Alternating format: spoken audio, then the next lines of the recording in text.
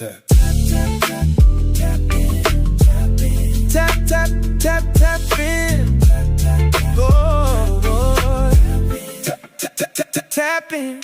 Tap in. Tap, tap, tap, tap, tap, tap, tap, tap, tap in. Tap in. Tap, tap, the tap in. The tap in with Big Phil speaks. 8 o'clock on a Tuesday. What you got going on? What you got going on? Might as well pop in to see what's going on. Pull up, tune in, pull up, tune in. I tell a friend to tell a friend, a friend, a friend. Big Phil's bringing the real, so let the fun begin. Ooh, you want it, you got it. Here comes the good part. Real conversations, real interviews, real talk. We keep it real just for you. You tapping in is a major part. Tap, tap, tap, tap. Tap in, tap in, tap in. Tap, tap, tap, tap. Tap in, tap, tap in, tap in.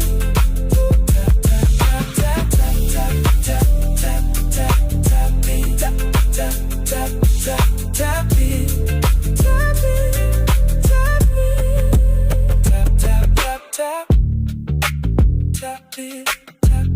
Tap, tap, tap, tap, tap in, tap in, tap in, tap in, tap in. Ladies and gentlemen, boys and girls, GMGers and GMGs, we in the building, huh?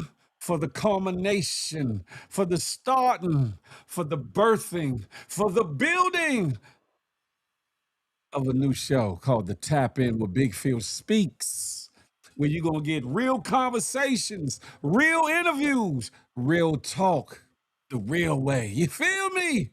Tonight, I thought it only right.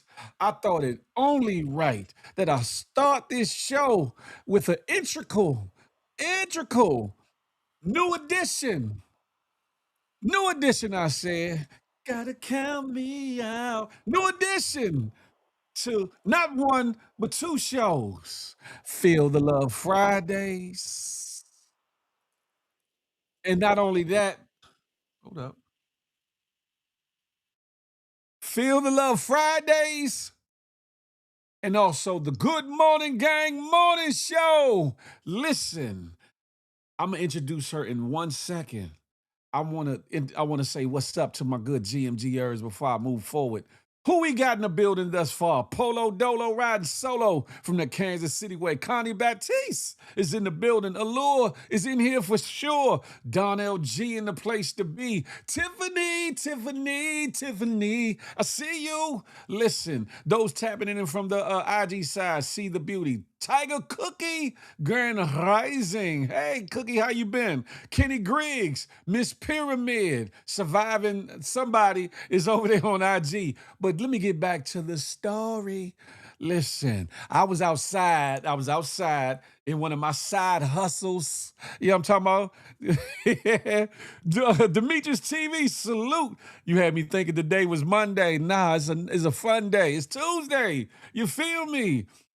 I was outside, you know what I'm saying, delivering in one of my Tommy from Martin side hustles, you know. And I seen this young lady, she had this little little tight with her or whatever the case may be. Hey, Dev Lee, she said, you tapping in from Colombia. Oh, well, God damn it. She had this little puppy. There was a moving truck or whatever the case may be. And what I do when I'm outside, I always tell people, yeah, you should be following me on IG. And I got podcasts. I do this, that, and third. And she looked at me like, boy, you don't know who you talking to. You don't know who you talking to. I'm her. I'm going to check you out, but then you check me out. And I'm like, what you talking, huh? What you talking? She was like, you'll see, right? So I beat her to the punch. When I got to my vehicle, I was like, I was like, what the hell is she talking about, huh? I said, oh, she do a little acting. She do a little singing. She do a bunch of skits. She do comedy. And from her personality, I believe I mentioned right then before I got back to my vehicle about looking for a co-host, or maybe not tapped in with her a little later. But I think I did on the scene. I think I did on the scene. But anywho, I said, because y'all know I've been looking for somebody to come up and co-host with me or whatever the case may be. I know y'all tired of me and my monologues and just going long-winded. You know, I'm funny sometimes. But for the fellas, I know the fellas don't want to come and look at me all damn day. And some of y'all ladies don't even have like me anyway. So y'all want something else that y'all can see, something you can look at, something you can be entertained by other than Big Phil Speaks. And I found that in Valenteen, the Love Queen. She will be she will be joining me as a co-host on Feel the Love Fridays and joining me as a co-host on the Good Morning Gang morning show. What's brazy is she's right up out of the city. She up out of DC, so certain lingos that I say she gonna pick up on. Certain ways I pronounce certain words, she gonna know what it is. You know what I'm talking about? Us born in the Washington, D.C. area, especially in D.C., we different. Huh? We different. The talent is uber special. You know what I'm saying? And I'm gonna let y'all see for yourself. I'm about to get this situation ready. We're gonna pull her up here momentarily. Let me unmute her mic and get her ready for her intro. None other hailing out of South Bend, Washington, D.C. C. Is none other than Valenteen, the love queen. Let me get it right. Not the love queen, the love queen. Y'all don't know what y'all in store for, huh? How you doing? I'm ready for my close up, Mr. DeVille. Oh, Lord, have mercy. What's Listen, going on? What's going on? What's listen. happening? How What's are you doing happening? this evening, Miss Valentine? How we feeling? How we feeling? How we feeling? Feeling wonderful, highly favored, and blessed. You know what I'm You talking know it. about? You know Today it. has been a whole lot, but Got my can't little complain. black Jesus right here. You know. Lord have You mercy. know it. Listen, before I get to asking her questions and stuff, because this is a way to introduce her to you all, my fellow GMGers and guests that are coming along to see what's happening or whatever the case may be. But before I do that, do your boy a favor, like this, like it say down below this, like this live. Feel free to comment. Make sure you share this live. And then, y'all mean, you know what to do. Subscribe. And Y'all know after you do all Sharon of is that, Karen. Sharon is Karen. Sharon is look, don't she talk like me? Sharon. You know, we don't say sharing, Sharon. Be That like, who it you ain't talking about? Sharon Carrie. from down the street? Like, no, bitch, Yeah. I said sharing. Sharon. It ain't carry out, it's curry out. It's You know what I'm curry talking out. about? It's curry out. Yeah. Wings with the We not mumble sauce on the side. You know what I'm saying? Salt and that pepper on the part. fries. Let's do That it. see, hold on. She a little bit younger than me, right? But she still should be old enough to remember real mumbo sauce, not that sweet and sour Not that, yeah, bullshiggity not that that they sell ketchup in some mixed of them with a little carry hot outs. sauce or whatever they be doing. Nah, man. Nah. Yeah, No. yeah, that's We don't that do that bullshiggity. artificial mumbo over here, man. Nah. Listen, do me a favor, Valentine, and as an introduction, please tell these people a little bit about yourself, where you're from, what brought us to this situation here. Give them a little bit of your experience, your background, or whatever, and I'll grab the wheel and drive us where we need to be. And driver's well, all right, man. Sure, you know. I'm Valentina Love Queen. It's a pleasure to meet all you beautiful people here today. Thank you to Big Phil Speaks for having me on. You know what I'm saying? Because what we own, we own. You know what I'm saying? It's only So right. yeah, I am from Southeast DC. That's where most of my family is. Of course, I have family in a few different places. I was raised between DC and North Carolina, so you are going to kind of hear a little country in my lingo depending on what side you get from me. You know what I'm saying? Cracking it up. I'm just somebody who's had a long journey in life. I live, I laugh, I suffer. I didn't have pain, I didn't have prosperity. You know what I'm saying? I'm just a love entity though at the end of the day. You know what I'm saying? I'm always about loving myself, loving my people, and loving everybody else as much as people will let me, but I will inform people, pray with me, don't play with me. You know what I'm saying? Ooh. Um, but Yeah, yeah, I pray mean, with we me, can don't jump play into with it. You me. let me know what else you want to know. If anybody has any questions, anything that they want to ask me, I'm an open book. You know what I'm saying? And that's the purpose of this interview. You here to get to know me, and feel free as long as we respect boundaries, though, because homie, don't play that. No, I'm Ah, kidding. let them know. Not only you, she said, y'all can look at all this all you want, but I'm definitely bout it. So play with it, don't play with it. You hear me? Pray with Hey, me, don't play homie. with me, baby. Bacardi, shut your ass up. Notorious, what's goody like the mob? There's indeed super. So sincere. Ace, what's good? Listen. How was Yeah, it but being? Cardi, it take one to know one, because I know that tongue must do something, okay? I told you she time enough. She different. Yeah, it And take hold one to on, know one, all I don't right? think she mind me saying that. She ain't just eye candy for the fellas too. She eye candy for the lady. Yeah, But I love me a beautiful black queen, you know what I'm saying? I loves me a beautiful black queen. Yeah, but if you're gonna open the door, don't be mad when I walk through it, all right? So y'all watch whoa, watch what you playing with. But no, whoa, let's jump into it. Let's jump into it. yeah. So coming hailing out of Southeast DC, we'll get deeper in a minute. But Surfical, how was it for you coming up as a little girl in Southeast DC? Would you say you had a wonderful childhood? Would you say that you had a rough childhood? And I don't mean the internal strife that we'll get to later. I Mm. mean outdoors, being of a lighter tone, even though you swear up and down, you curb male or whatever the case may Man, let's be. not even go there. Let's not even go there. We're gonna save that conversation for another day. I can dig it. But how was it? I know what my experience was, and I always tell people I didn't have too much of the light skin, dark skin thing because I would fight. So I was good in the hood no matter what. I wasn't looked at as just some pretty boy or just some red bone as they used to say or light skinned individual coming out of Southeast. Do you feel as though you had a easy time or a rougher time coming up during a certain era? Because you are, well, I'll let you tell it if you want to tell your age. I'm not gonna do that, but No, oh no, no worries. I'm a proud 40. Next month, June 3rd, I will be 40. I know I look like a baby, but looking like no, a it's all baby. good. I don't have any problem Gotcha, speaking my age, honey, because I aged very well despite all the things that I've been through. gotcha. But for me, so like I mentioned earlier, I was raised between DC and North Carolina, Sure. due to what you and I have discussed. Due to, unfortunately, drug issues and things my parents was having. My grandmother got custody of my older brother, and I. And so we were both raised, we were born here, of course, but we were both raised between NC and DC. And Yeah. so predominantly during the school year, I would be in NC, and then in the summers here in DC cutting up. That was mostly as a child. As a young one in DC, I didn't really have problems here. I had more so my issues in NC, which again, you and I have discussed on a personal level.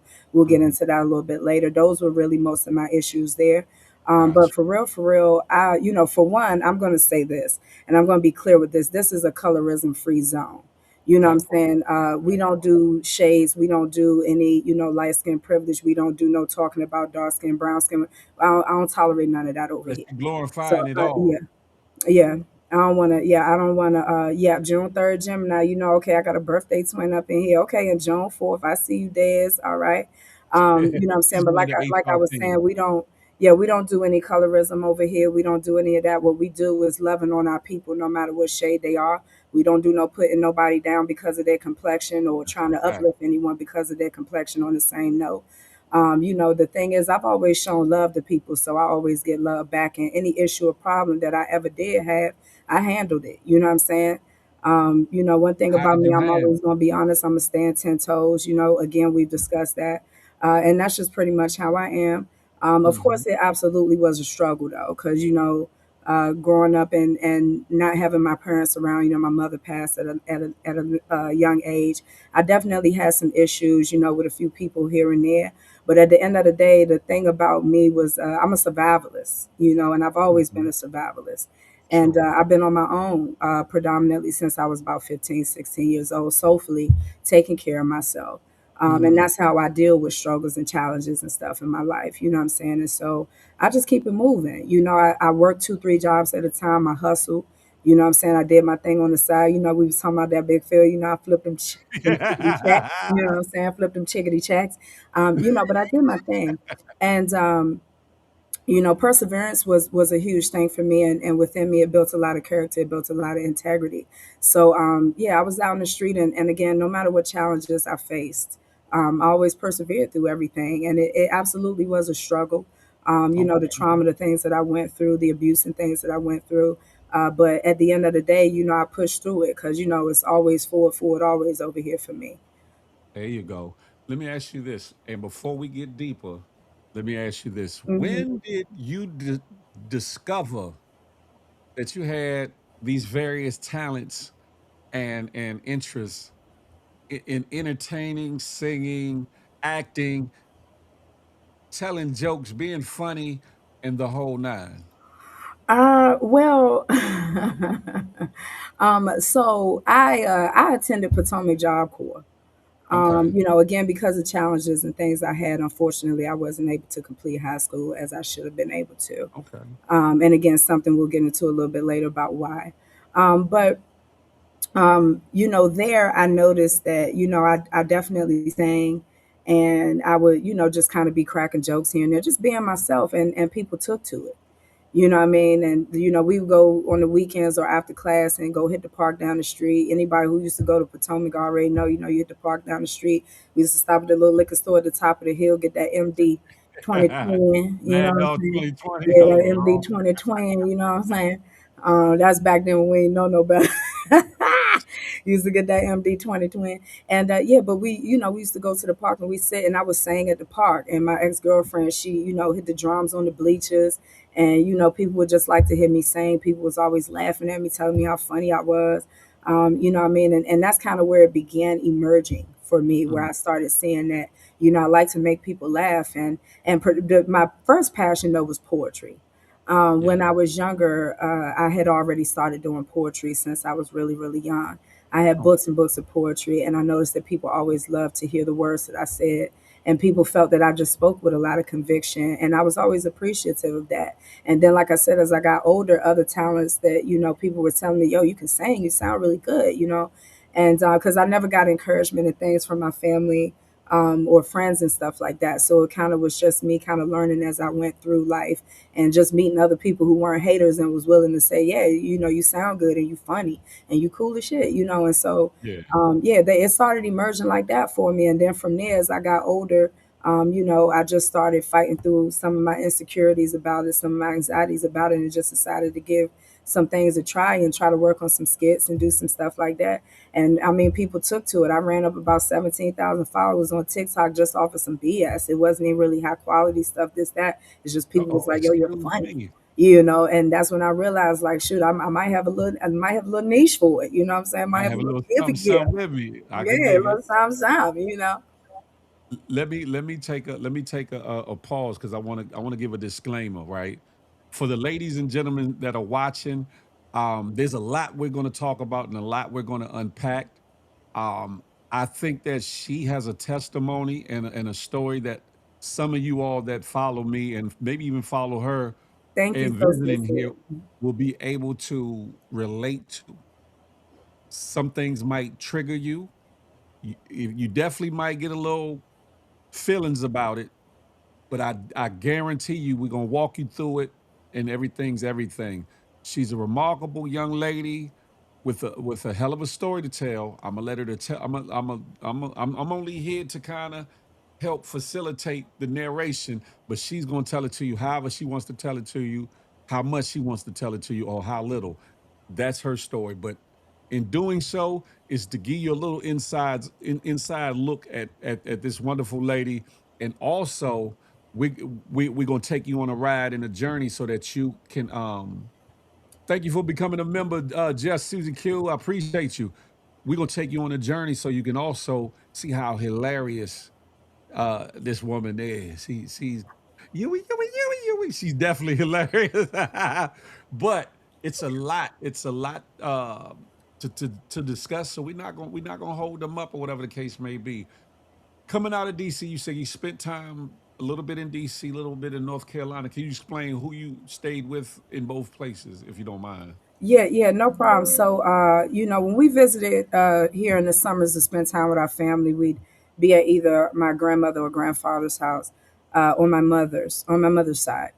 Growing up in North Carolina, I was with my male parents' mother, and Okay, that's who I stayed with there. gotcha. We didn't have much family there because again, most of our family was here in DC.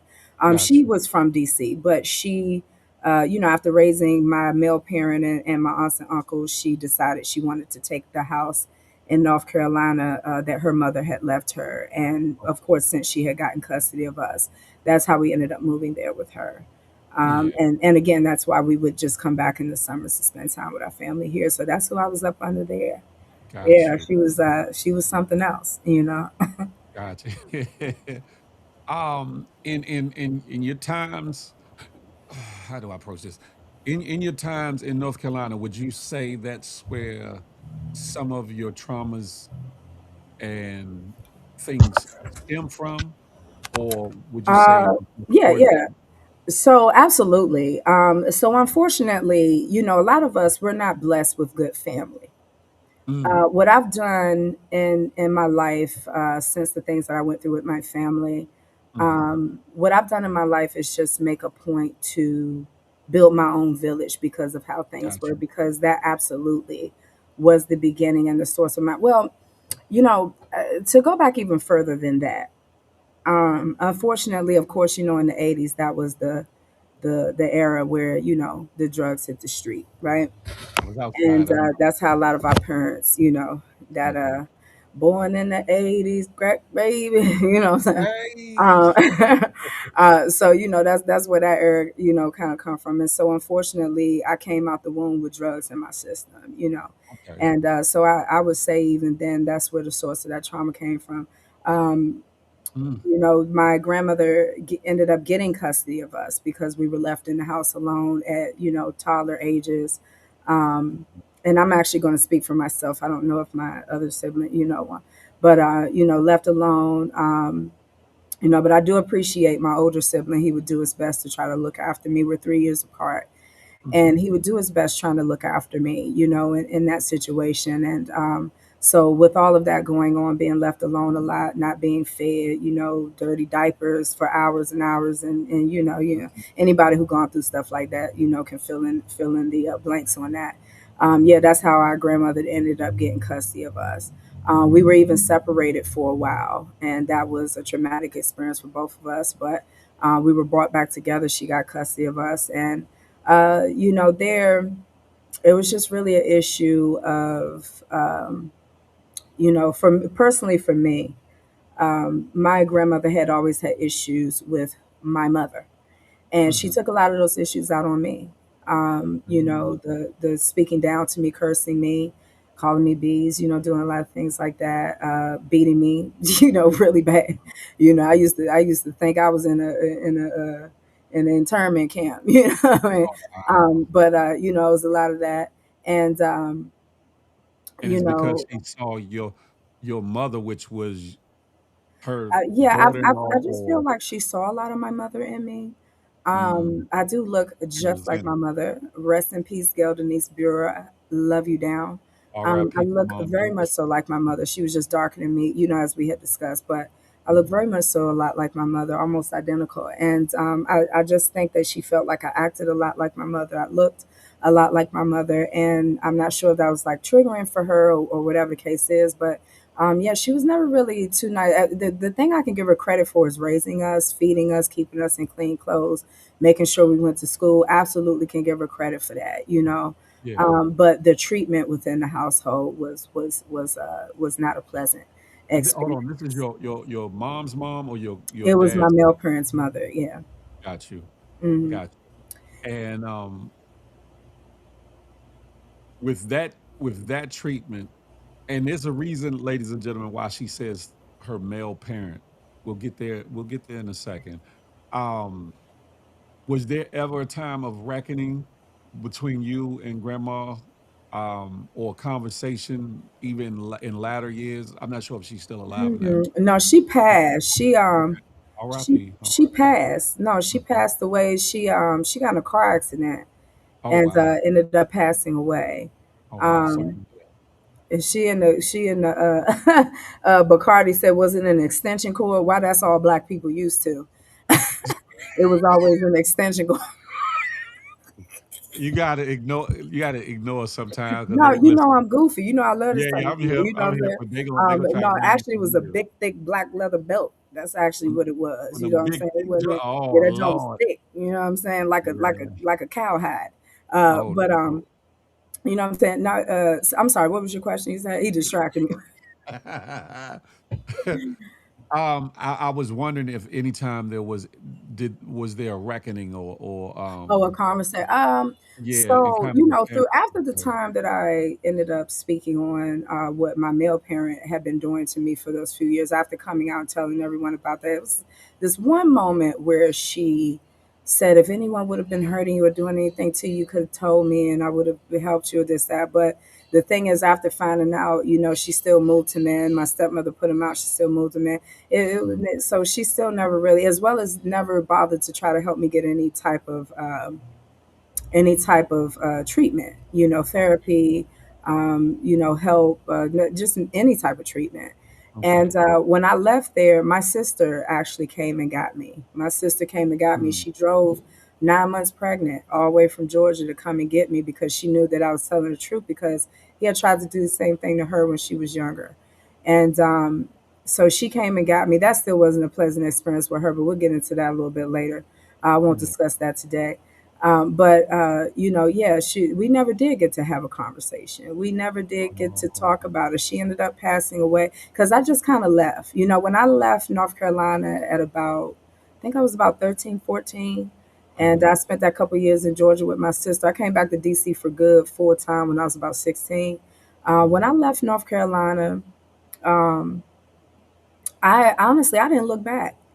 I didn't mm, particularly really care about having a conversation with her because I knew deep down inside she never had any good intention for me.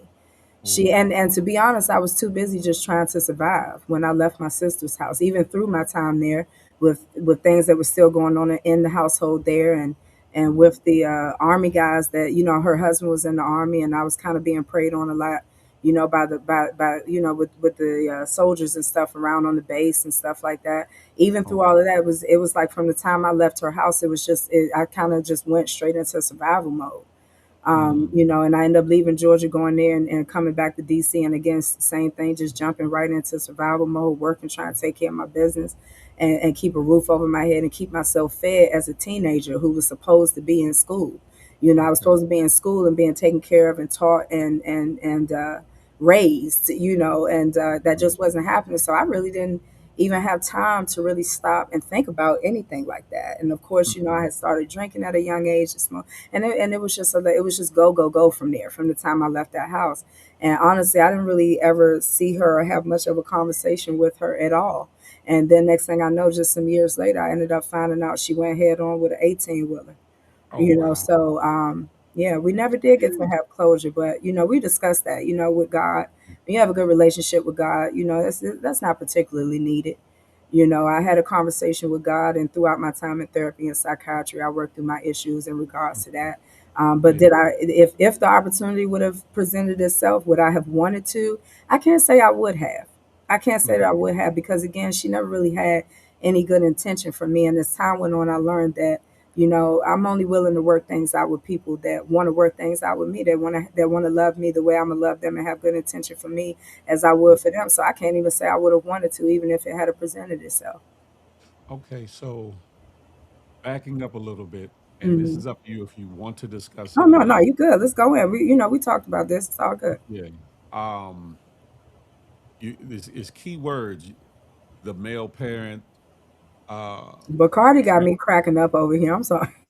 grandma not doing certain things when certain things took place. could you in your own way, and don't go long with it, but Hmm. could you tell the people that are watching, because I got a friend that's in here Hmm. who's had some of the similar experiences, and I'm I sorry want to to hear that, interview her baby. too. Hmm. But could you tell briefly what took place at Grandma's house when you were in North Carolina? Yeah, yeah, no problem. So, Experience and why you and went to trigger her. warning for anyone who may have gone through any type of SA abuse or R abuse. Hmm. Trigger warning. Just to keep that in mind in case excuse me, just need to set up any boundaries or put up anything. We're about to kind of go into that deep area. Um, so yeah, from the time that my male parent, he had drug issues. He just pretty much had drug issues, and from the time I believe when I turned about 10 or 11, he began, assaulting me physically, sexually. And that went on for about 2 or 3 years of my childhood until I was old enough to realize it wasn't supposed to be happening, and that I could say something and that it was wrong. And I ended up speaking about it. Yeah, I ended up telling and I ended up saying something about it. But in addition to the physical and verbal abuse that I dealt with from my grandmother, that was going on as well for a few years. Yeah. Mm, mm. And in speaking with you, you kind of mentioned that that was part of played the role. Not that, but that Mhm. your dad played a role in your mom's situation of being how she Absolutely. Absolutely. caused you to be So with my, your I'm sorry, what was that? that caused you to be with grandma in the first place. Hmm. Or do I have Hmm. the timeline wrong? Yeah, I just feel like he's in, I look at my male parent as an infection, Mm, for lack of better words. Anything that he touched prior to the marriage he's in now, um, he just infected. He mm, poisoned. Uh, mm, my aunts and uncles, well, a couple of them had stories of how they could never hide things from him. He would find things and steal and just go through. I mean, he just because he was always in the streets. They called him Slick Mahoney, and that's what he was. He was slick, you know. mm. And he was always sneaking, conniving, trying to figure out ways. Remember I tell you that's my motivation for not being that type of person because he was such a shit Yeah. person. And so Mm, for me, yeah, that was definitely a huge, huge thing for me. He just poisoned everything he touched. And what he did with my mother, who was this big, beautiful light, and I'm sure she had flaws. We all have flaws. We're all human. But she yeah. was this amazing, beautiful light, this fire that just lit up everywhere that she went. And it's like he just poured water all over it and all over and put her out. She Mm, only smoked a little tree and drank a little alcohol. My auntie, her older sister, told me this before she met him. And when she met him, he got her on hard drugs. And when they ended up taking us from her and giving us to his mother, my grandmother, and then him coming along and cleaning himself up and leaving my mother out to the streets. Yeah, she ended up just being heartbroken. Years later, my sister told me she found letters, and so my older sibling, she inherited a car from mm. my my grandmother, my mother's mother, and she found letters in it. She found letters of that she had written to North Carolina to my male parents' mother, asking could she just see us and try to spend time with us and things like that. Oh man. And Mm, and so and they were all ignored, and they sent her back in garbage bags to DC. And from there I think it just broke her heart, and then she was just too far gone. My sister used to go out in the street and try to keep guys up off of her. She used to carry a little thing on her, and she used to go out mm. in the street to try to protect my older sibling and I are 9 years apart. And so Okay. she was older around that time, you know what I'm saying? So she used to try to go Mm, out in the street and protect her the best she could and keep guys up off of her and try to keep her away from the drugs and the alcohol as much as she could, but she couldn't really mm, do too much. And yeah. so yeah, she ended up succumbing to the streets pretty much. She met this guy, he used to put his hands on her, and because they shared needles, they through the heroin addiction that they had, she ended up contracting full blown AIDS. And within about 2 to 4 months or so, or 3 months or so, she ended up passing away a horrible death, a horrible Sorry to death hear that. that I Yeah. had to experience as a 9 year old child, that my older sibling and I had to experience Mhm, as young kids, you know. Yeah. mhm. R.I.P. to Mama Dukes. Um, R.I.P. mommy. Yeah. from the time that you, because I don't necessarily want to stay too long in the sexual assault Hmm. part of it, unless you want to share more about that. But I from the don't mind at time, all. You know, the sorry, quick intermission. I don't mind at all, because the thing about going through things like that is helping, Mhm. having that story, having that type of background is to share it once you're comfortable, once you're in a safe space to do so. Sure, Because there are other people who've gone through it and are currently still going through these things. sure. And, you don't go through terrible things like that for it to not be a reason. So Mm, I'm open to share because it may help someone who have gone through it, and may help someone who's going through it right now to amen. learn how to speak up for themselves and how to That's seek help and therapy and psychiatry and to say something. So please feel free to ask me anything. okay. Sheesh, because it's a touchy area. And before I go Thank you, further into your Just question, Lou. Mm. I um I applaud you for your heroism in overcoming and surviving through a lot of the things that you discussed so far and other things.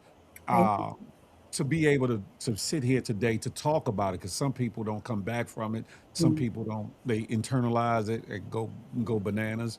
Some people deal with it by leaving this earth. Some people deal with it by drugging out. Some people deal with it by attacking or doing things to other people. Hmm. Hmm. You instead are seeking to use it to be a light or a open book testimony, open book to a certain degree, Hmm.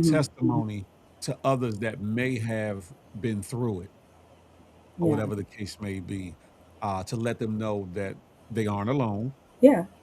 And because Eh, sometimes when you're mhm. actually going through those things, you feel alone Mhm. because one, you don't Exactly. know, you can't tell nobody or you don't want to tell nobody. And then when you do tell somebody, a lot of times you become vi- uh, the Yeah, villain of yeah, I the bet story. that happened as well. I had family, and to this day, it's a part of the reason why some of my extended family, cousins, and things from some of my aunts and uncles, we don't speak. I definitely got called a liar. Mhm, I definitely got called a liar. Unfortunately, I had another cousin that he had done something. She's older than me, in her 50s, mhm, had done something too. Again, my older sister, he had tried with her. So it was people who had had other encounters wow, with him in that way that fortunately was able to say, no, this is him. I absolutely believe it because that's how he is. But yeah, yeah, I definitely got called a liar. Shout out to my aunt Ludi. Uh, my aunt Ludi, oh man, I miss her so much. Um, she made sure that she contacted my stepmother. She's mhm, passed away now. Rest in peace to Mom Lou. I love. I can't express how much I love her. She made sure before she passed away that she confirmed everything. She talked to my stepmother, she talked to my stepsister, because, and she told certain family members she's not lying. She said she's the only one who tried to speak up for me when mhm, everyone were trying to blame me and point fingers at me, and just shun me and discard me for just simply trying to speak my truth, and mhm. talk about what had happened to me and what he had been doing to me. So Mhm. shout out to her for sure. And Shout out to mom. mhm, mhm. Um, it's crazy because I wanna ask so many questions, but it seems so wrong to ask certain No, questions. we in it, babe. We in it I now. I know, but okay. Um, what was going through your mind during that time period when certain things were happening and Mhm, up until you decided to say, or realize that this isn't supposed to be happening, this isn't normal, and you spoke up about it. What? Because you were a child, you were a mhm, child. mhm, mhm. Uh, uh, where? where was your mindset? Did you think that this was love from daddy, or a special time with daddy, or something that you were being punished by? It might be a lot to kind of grab Mhm, hold of what I'm mhm. asking, but what do you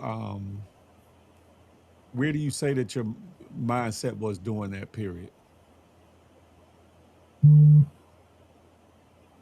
And ladies and gentlemen, I'm really trying to like monitor what I'm Mhm. saying because I Yes, don't no want it to problem. come Quick across that I'm intermission. Any woman, Bacardi, that has been through trauma or anything like that, I don't know if you're trolling or whatever it is, ignore but him. any woman that has been through trauma is absolutely not damaged goods. And I want to make sure I touch on that because any other woman that may be in here right now that have gone through that, don't think of your way that way at all. There's ignorance like this that kind of happens from time to time where men say that.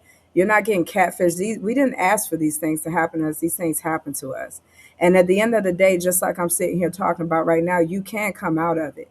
You can come out Mm, of it. And you're not damaged goods. And no man is mhm, being catfish. Any real man getting with anyone, because whether it's sexual trauma or abuse or anything, a lot of people have gone through things. And when you get with someone, you have to accept those things. You know what I'm saying? So, Bacardi, watch your mouth.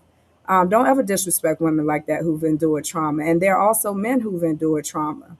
And it wouldn't be right for a woman who preyed on a young boy, which there are a lot of female pedos out there who have done that to young men. And that's why they grow older and have issues in relationships with women and with their sexuality and interacting with women and grow hatred for women. And we don't want to look at them like they're damaged goods. We're supposed to be here to support each other and help each other through it. Everybody's gone through some type of trauma. So watch your mouth. You know what I'm saying? Don't say nothing so ignorant. It really just makes you look very unintelligent. and But what Bacardi, went this is through your my only mind, warning. This is your only warning, Bacardi. Chill out. but it's okay. Yeah, I'm here to educate. I'm here to educate. Because that's why I said, remember I told you I don't take things personal. I've been through worse. So something like Yeah. that, I just needed to address that. You're not going to put anyone down for that. So, yeah, damaged. I'm not damaged at all. You know what I'm saying? I've done the work on myself. I'm a beautiful, intelligent person. What went through my mind, let's get back on topic. What went through my mind, what went through my mind during that time was, like I said, I didn't really know how things were supposed to be. Yeah. I cried a lot. It was painful, obviously, emotionally and physically. I cried a Mhm, lot, and it was used as a form of punishment if I got in trouble in school. Like I used to go ahead and not defend myself and endure bullying and things in school mhm, because I was, fearful of getting in trouble, at home and having that happen to me.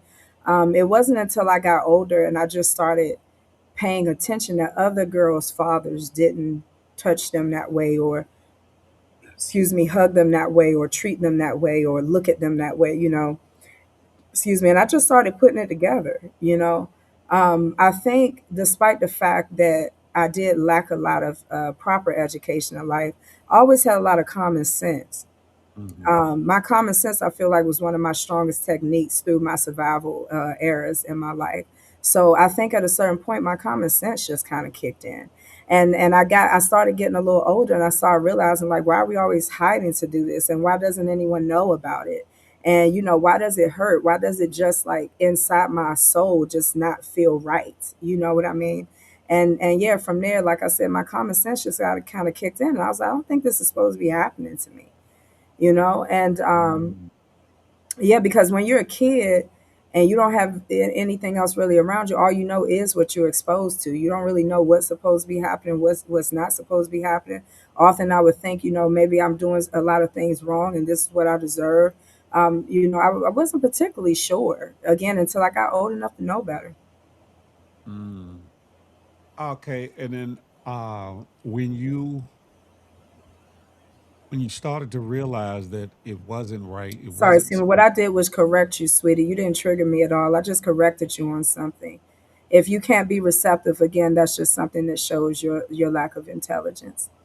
I'm sorry. Go ahead, sweetie. Yeah, when you realized that it was wrong and you started to speak out about it, did you face retribution from him?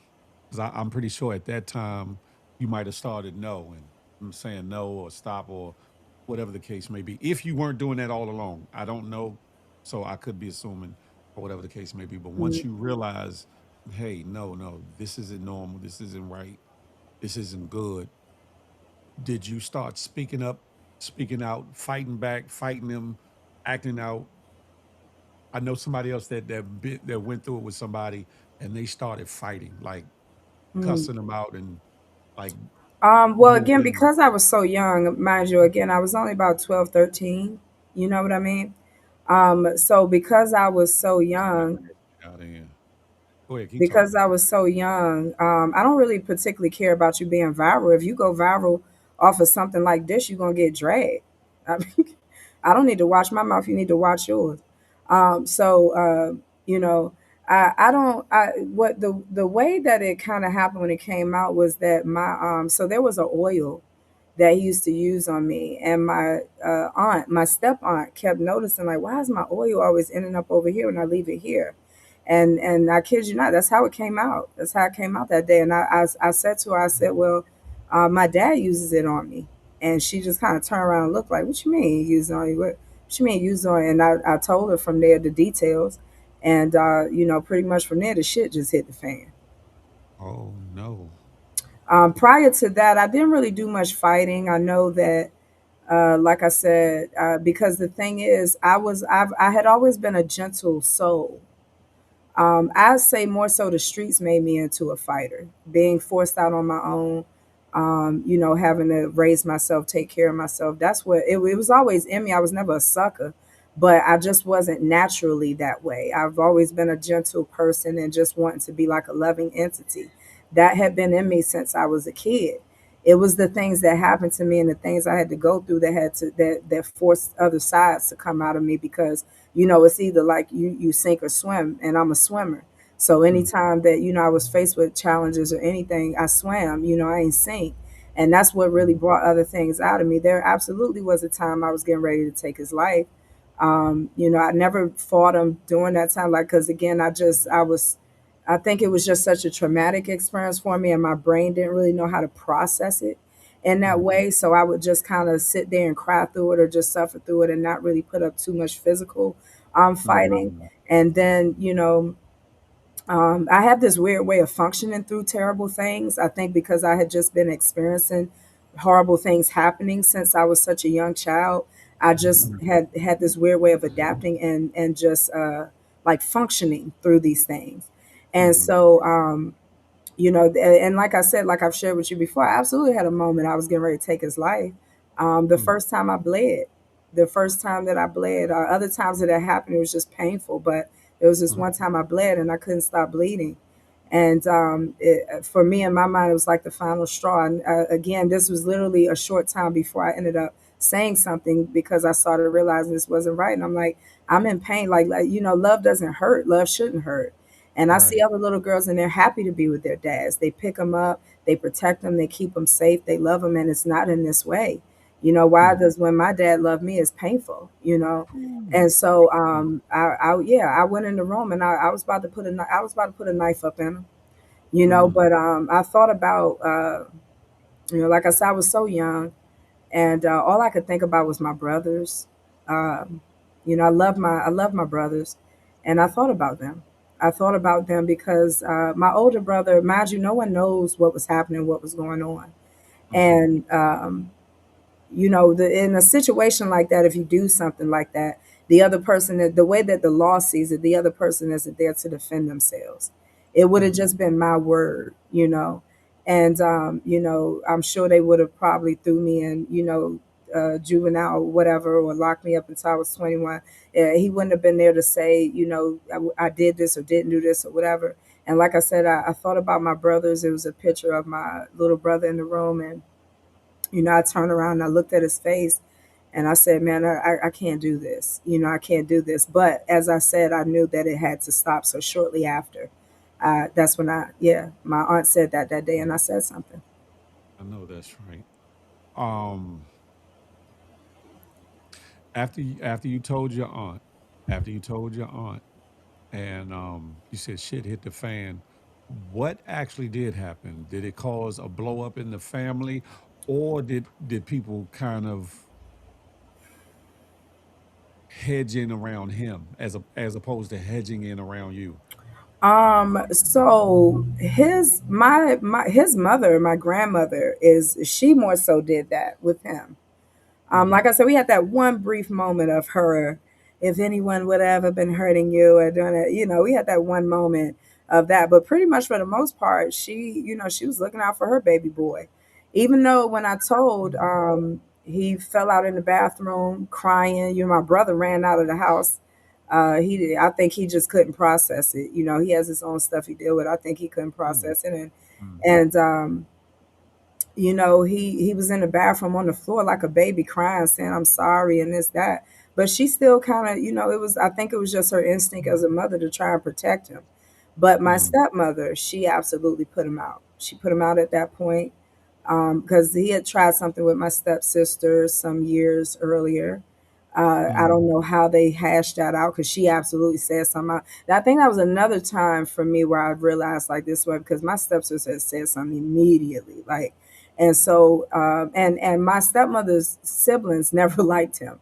I think they saw him for what he was, but at that time, my stepmother just, I guess she loved him, and they did, they had their thing, they did their little drugs together and stuff like that. It's funny mm, because she picked up a drug habit too, messing with him. Like I mm, say, he's an infection. He's an infection. He poisons everything around him, and so but uh, yeah, she hedged in around him. She tried to look out for him, but my stepmother, she ended everything. She put him out.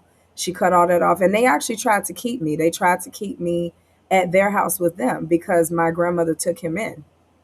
And I lived there with my grandmother, my brother and I, and so they tried to keep me there with them. My grandmother ended up forcing them to give me back to them because she had a legal right to do so because she was legally my guardian. legal guardian. Yeah. So Mm, they tried to protect me. They tried to keep me away from him. But she wouldn't let me just stay there. They were eh, trying to protect me. They were trying to be there for me. And hindsight is then pretty much 2020. when she pulled me back in that household, that's when a lot of I did have some promiscuous behavior. It's a symptom of rape trauma. I Mm, did, start skipping school and running away and being out in the streets and making some really bad decisions because I didn't have any help, any treatment, or any protection at that point. mm, mm. And in hindsight is 2020. They could have gone to the authorities and got you removed from there. But Yeah, I think in black families and black households that's yeah, always been a thing. Through time that I did a lot of work and worked with other rape victims and stuff, I realized that's a thing in the black community, a huge issue in the black community. No one ever wants to call the police for things they should be calling the police for. mm, mm, Excuse yeah, me. Of course, we have that no snitching culture and all that other bullshit, but in situations like this, authorities absolutely should be brought in, yeah, and treatment and psychiatry and therapy should be brought in for the victim. Uh, you okay. know, I don't address myself as a victim anymore. I'm a survivor, but back There then, of you course, go. I was a victim. And Mm, no, I didn't get the treatment. I didn't get the help. And the my stepmother did the distance. She put him out, never got back with him. But no one did contact the authorities, and that's an unfortunate thing that happens quite often in black families when rape is spoken on and brought to light. No one ever wants to call the police.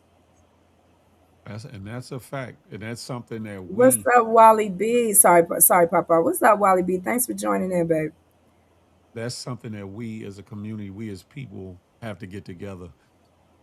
Far too many times when things come up about sexual assault, the R word, raping, and other things, and well, the other races, they ain't doing nothing about them. We need to stop worrying about that and start worrying about what's happening in Ourselves. our communities and correct what's going on in our yards.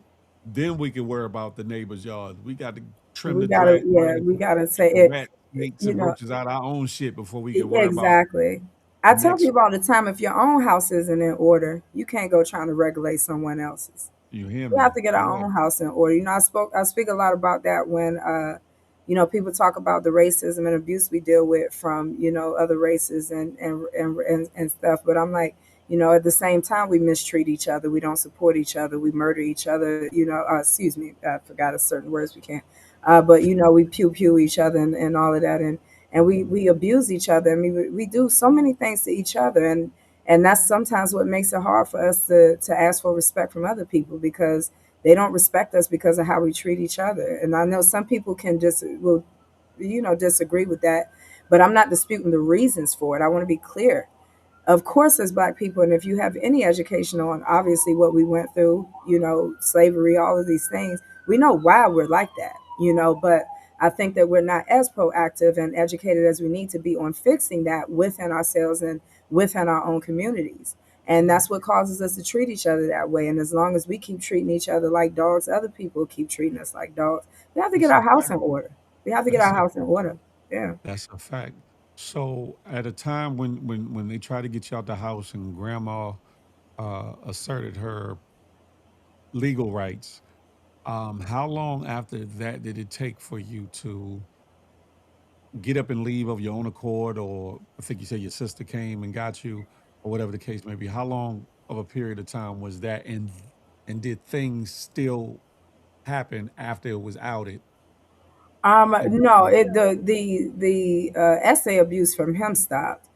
yeah, But like I said, at that point, I had become promiscuous. I had started running away. I started, I was an AB honor roll student. Obviously, my grades started slipping. I started skipping school. I started, and hmm my grandmother felt like she couldn't control me. She started calling around to other family members, asking them to take me. And because certain family members, felt like I was lying and wasn't tell the truth, they wouldn't take me. And hmm my sister, that's how my sister ended up coming to get me. I think maybe it was a couple months or so. My memory's fuzzy on that time frame, but I yeah, do believe it wasn't like a whole year or even maybe 6 months, but a few months or so after my behavior got yeah, really bad, which for obvious reasons got really bad, and things started changing in that way. Yeah, my sister was the only one who was willing to come get me because, like I said, she said, I know she isn't lying because I knew him. I knew, how he was. Again, we were 9 years apart. We are 9 years apart, and so hmm she knew him. She knew him from when he was with our mother. Um, Now, was and this so, her and she stepdad remembered or her when he had, biological dad? you Was said, this what's her that? was this her biological dad or stepdad? No, no. Joe Remember I told you my older sister has a different mother. got okay, got Yeah, has excuse me, has a different father. my bad. Go She ahead. had an experience where what he had tried with her initially was he had got out the shower and had nothing but a towel on and sat on the couch and tried to ask her to come sit on his lap. And I think this was maybe a little bit after I was born or right before I was born, something. But when Mm, she got home, she told, well, excuse me, when my mother got home, she said she told my mother they had a fight about it, but another situation where Ali, my mother, stayed with him. Not sure how they hashed that out. I mean, I'm grateful because I'm here, mhm, but I don't know, but yeah. So again, that's what she said. She told me, and she said that's how I knew you weren't lying because I've been known him, and he's been creepy, and he's been this and been that. He's been a thief. He's been a liar. He's been a pedo. He's been a perv. He's been and mm. so yeah, and that's why yeah, she drove 9 months pregnant to come and pick me up. Yeah. Shout out to sis for that. Because if it wasn't for her picking me up, my grandmother was gonna try to put me in a home. Oh wow. Mm, Wow. And that's a gamble right there because you don't know if you're going to a good yeah, home or a yeah. messed up home, a messed up situation as well. One messed up situation to the next, to another. Yeah, Yeah. yeah. From the time that your sister picked you up and took you in Georgia, I take, right?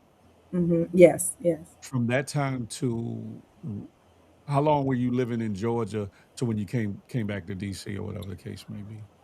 So I believe it was only maybe about a year and a half, 2 years. Uh-huh. Because when I went to Georgia, unfortunately, the abuse did not stop. Mm, My older sister's husband was an abusive figure himself. mm, And he, as I mentioned earlier, he had some army buddies who were like that as well. A lot of people, it's no disrespect to anybody who serves, to the people who serve with integrity, with sacrifice, with mhm, morality. Hats off mhm, to you. Thank you for your service. mhm, But unfortunately, there are a lot of servicemen who prey on young women, and I mhm, endured that throughout my time there. I went through more abuse there, statutory rape, um, men just preying on me and touching me and assaulting me in that way. And again, just dealing with physical abuse and other things from Mm-hmm. my sister's husband as well. And so it didn't stop there. And I think my sister, she didn't know how to deal with things like that, because again, in the Black community, we don't really know how to talk about mental health. We weren't big on therapy, we weren't big on Right. psychiatry. And so Mm-hmm. even though she came to get me to try to take me away from that situation, I Right. don't think she particularly knew how to help me. She was still young herself. She was only maybe 20 something. And, Okay. so she didn't really know. She was still trying to raise a family herself and deal with the stuff she was dealing with her husband and everyday life and bills and this, that. And so she didn't really know how to help me either. Sure. And then she also, I can't speak on much on her situation. That's her personal business. But of course, Right. just like a lot of Black girls in the hood, there were things she dealt with. So she was still dealing with her own internal issues as well. And of course, drinking and smoking was involved and things like that. So a lot of we weren't really always thinking clearly in that aspect. And so and again, she didn't really know how to help me there either. So a lot of that acting out and a lot of that promiscuous behavior continued in my time in Georgia. And it just got to a point where I just felt like shit, I might be better on my own. I went to go visit my older brother. He was in the military at the time, in the Navy, and he was married to someone else at the time. And I went to go visit him. But supposedly just been going for Thanksgiving, but I had it in my mind I'm not coming back. And Mm-hmm. and I just kind of not particularly try to force my way, but it was just, when I got there, I talked to his wife, and I just told her I really don't want to go back.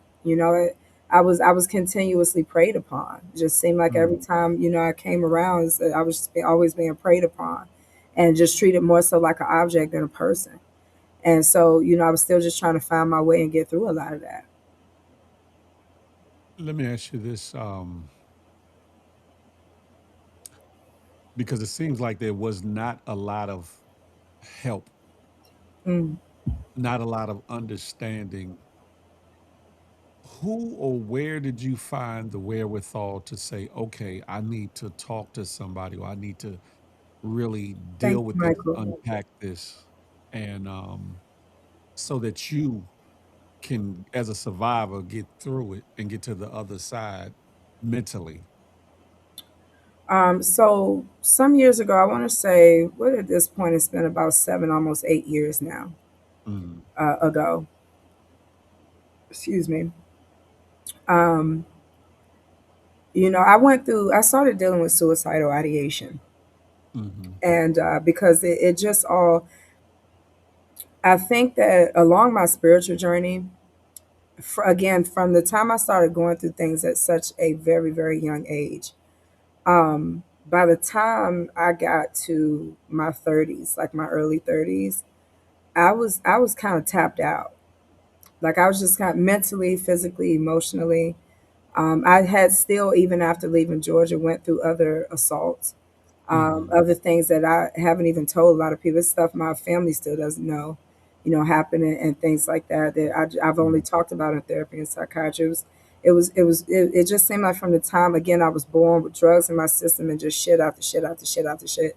I was kind of tapped out, and I think the last straw for me came when I went through a S attempt. I tried to in my life, mm-hmm, and I survived it, and I realized that God wanted me there. And I mm, went down. I was living over on Benner Road at the time, and I went down to Unity Healthcare, and I walked in, and I said, may I have a list of therapists that my Medicaid will pay for? I wanted to get serious about trying to do therapy. I had been, researching about it. Because since I survived that attempt, I felt like God wanted me here. And I said, I want to help myself. I realized, I looked around and I just realized that nobody was going to love me or care for me the way mm, that I was going to and the way that God did. And mm, so I threw a Hail Mary out there, and I said, I want to help myself. Nobody's going to help me. Don't nobody give a fuck about me. Like nobody mm, cares. That like you get to a certain age where that's a harsh reality that you just realize. Like, don't nobody really give a fuck about you. You know what I mean? Mm-hmm. Remember I told you there's some more special Queen Chandelier is like, don't nobody give a fuck about you. When you hit your 30s, like, and that was some real shit when she said that. So I threw a Hail Mary out there and I left out the building. I was standing in St. Stephen's right down Benner Road. I left out the building. I walked around the corner on Minnesota Ave. I walked in Uni. I asked for a list of therapists. And they said, go have a seat for a second. And I went and I sat down. And I was like, why I got, I remember thinking in my head, like, why I got to have a seat, just to get a printout Yeah. real quick. Let a nigga get a printout real quick. And but the thing is, they went back there, and that's why I'll say shout out to I know a lot of low income healthcare isn't the best, but one thing I could say they looked out for me that day. They looked out for me. Yeah. Shout out to Chelsea Henderson. Chelsea Henderson by far is still the best therapist I've ever had in my life. She came. I was sitting in the waiting room, and she came and opened the door, and she said, "Hey, can you come back for a second?" And she took me into her office and she said, I'm the, I think a healthcare specialist or something. I'm the therapist here or the social worker or something here. And she said, they were telling me you were asking for a list of therapists. And if you don't mind telling me what brought you in today and what type of therapy are you seeking or whatever you're willing to share, I'm here to listen. And pretty much I just opened up from there. And for about, I think 3 or 4 years, she ended up being my therapist. She Oh, saved my wow. life. Mm-hmm. She properly started, she actually listened to me when I talked. She started properly diagnosing me, and she put me in contact with Dr. Edgar Woznica, who worked with Unity at the time as a psychiatrist, who then took me on my journey of psychiatry and understand. See, therapists help you understand how your feelings and things work and to help you start identifying certain behaviors and things. And then they team up with the psychiatrists because psychiatrists are the actual doctors who can then help you understand how the chemicals work in your brain in relation to your trauma and how your Mm-hmm. brain works in relation to your trauma to start helping and assisting you with certain medications and along that journey to manage these things. And between the two of them, you know, that's where my therapy and psychiatry journey started, and Mm-hmm. they saved my life.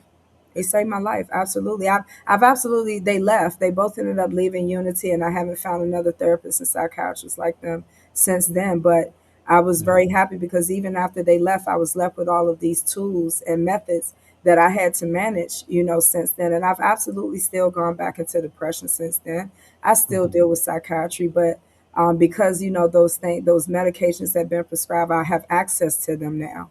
Yeah. And also I know that if things get too bad, again with the tools that they left for me, I know Yeah. how to seek help if I need it and how to get that support when and if I need it. And yeah, I can't express enough. They saved my life.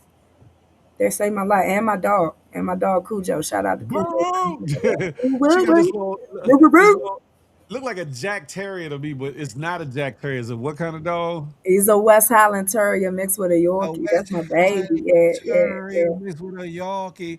Look, the little Thank fella, you he so he walked sincere. like he's in a Yeah, competition the whole yeah, time, like a dog competition with his legs. But yeah. I listen, ladies and gentlemen, for those that have tapped in midway, we took this deep dive or deep turn for a reason. For me, because I want y'all to see the depths of this young lady and some of what she has to offer for both Feel the Love and the Good Morning Gang Morning Show, so that y'all can see past whatever you see visually, that you can get to know her and see that she's an ordinary individual, ordinary girl, a wonderful person, and that you can learn something out of her as opposed to just hearing her mouth talk or whatever the case may be. What, how, climbing out of the darkness, so to speak, climbing out of the darkness, how did you find your way into content creation and doing the skits and joning and comedy and all the things? Could it be just the DC in you, or do you feel like you're just I mean, part like I said, love queen? yeah, again, this was still back in the time where I was going through stuff and making poor decisions.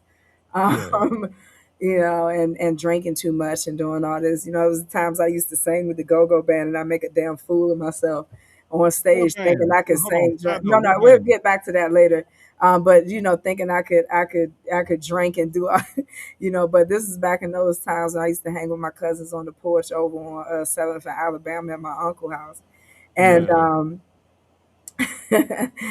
that's where the cooking began. And so, yeah, you had to have a tough skin, man. You just had Yeah. to have a tough skin, because a lot of niggas cried in the car. Um, you know, a lot of niggas cried in the car, man, got mad. But yeah, you built a tough skin from there. You just learn how to, it's just in our culture, in DC. I mean, a lot of That's cities, a lot of that's cities, a a lot of fact though. countries, But but DC it's just in our culture DC in DC to kind of be that way. But definitely. honestly, my journey to it was just through a lot of the pain, honestly, that I suffered. It got Mhm. to the point where it was like, in so much darkness, I feel like laughter, because laughter falls under that umbrella of love. And Mm. laughter would be that little inkling of light that I would have in the midst of all this darkness surrounding me. Times in my life where I was just stripped of everything, or again, just making bad decisions because I didn't know any better. Mhm. Not trusting myself, not understanding my right to choice.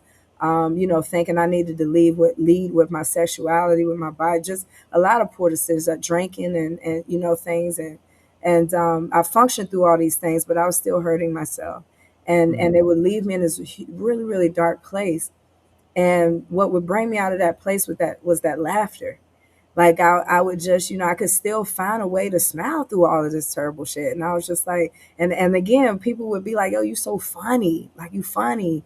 I would always get this dumbass thing. People would say, "You don't act how you look." I hated when people said that shit to me, and I'm like, fuck out, shut up. You know But what I'm it's saying? What the fuck cliche that's though. supposed to do? You know that saying, I don't look like what I've been through. Yeah, well, or yeah, exactly. I guess but no, they be Yeah. like, because I think people expect me to be like and all dainty and all that. But I was, I'm a real nigga. Like I'm funny and I talk shit and I laugh and I'm, and so, but that's what pulled me a lot of times, like just laughter just pulled me out of the darkness. And when I also just through my love for comedy Mhm. realized how the laughter does that for thousands, millions of us. It's the one Mm. thing worldwide that we share is laughter. You know what I'm That's a saying? In fact. our cultures, in our communities, through all of the trials and tribulations that we go throughout like the impact and the power of comedy, what I'm saying, brings people out of these dark, that old saying, like, man, you gotta laugh through the pain. That saying Mm. comes from something real, you know what I Yeah. mean? And so I said, man, I got to suffering so much and just enduring so much pain. I got tired of crying and I made a choice. Remember, I told you I learned my right to choice. I got tired of crying and I got tired of suffering and I got tired of sitting alone, staring at four walls and just feeling lonely and depressed and sad and dwelling in anxiety and anger. I just said, man, I'm suffering. It was so much pain. I said, I think I need to stop crying and I need to start laughing. I said, I want to Mm. start laughing. I want to I know turn these that's right. tears into laughter. And Yeah. from there, it was just curtains, man. I just started being a fool. You know what I'm saying? I just started being a fool. And y'all are gonna get to see how funny she can be. Y'all gonna get to see. Um, okay, we've gotten past most of Thank the you, Uptown Ja. Jay, yeah, that's my homegirl Nelly Jay, Nell. She's sorry. known me since junior high school. Thank you, Know the good beautiful. field, the bad field, and all in between. But yeah, yeah, I was outside. Yeah. We didn't got past most of the dark, deep dark stuff. So I'm throwing my glove down. Where the hell you get the damn nickname the Love Queen? Where that come from? All And how right, did you attach so that to your you know what I'm damn self? saying? Like all of a sudden, hold on, like you done got some doctorate or PhD like that other fake Oh, that doctor. felt, What's her name? oh Brian? man, Yeah, dog, where you know we got to get into that. That's crazy. But yeah, definitely. See, this is something you can self-proclaim. Um, mm, not what the hell she talking about. You can self-proclaim something like this. I mhm. self-proclaim the love queen because again, per everything I just got done talking about, man, I went on a long, deep spiritual journey with God. Sure. Mm, Um, And again, it's not something I would ever force anyone to address me as. You just would have to know me. You know what I'm Mhm. saying? You would just have to know me to know why I say that, and why, because when a lot of people try to say they good people, but then still can be spiteful and vindictive or reactive or tit for tat and all that.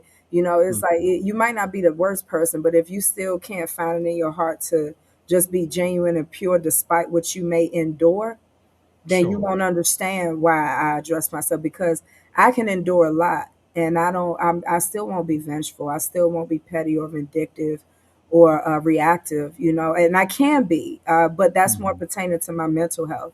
That's how I know if I'm still suffering with, like, dealing with one of my disabilities, suffering with, if I'm noticing I'm being too reactive or harboring anger and stuff. That's when I say, okay, well, this is my mental health. I got to address this. But who I Mhm. am in a healthy mind, body, and spirit, it was a long journey to that. I've been drowning. I've been at the bottom of the ocean, and swam my way all the way back up to the top. Mhm. I've endured. I'm an empath. I've endured so much pain, not just for myself but other people. I've walked, figuratively over hot coals, man. Mhm. And through all of that, the one thing that kept me going over everything else, man, over everything else, was just God's love, man. God's love, and Definitely. just seeing within Definitely. myself, looking in the mirror and realizing, like, after analyzing my whole life and my whole story after I got older, I said, damn, you went through all this stuff. And at the end of the day, all you still want to do, you don't want to hurt anyone. You don't want to have hate for anything anywhere. I have every reason to be a mean, vindictive, evil person, man, but I don't want to. Yeah. Things that happen to me is a lot of people that have been through worse.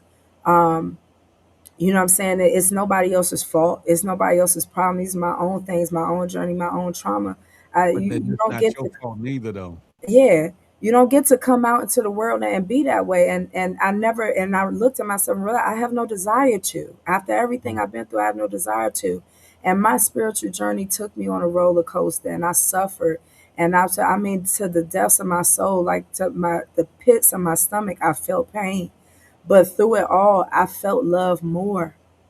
And so I began my journey with God. I started talking Mhm. to Him. I started studying my scripture. I can do better. I'm not doing it like I used to.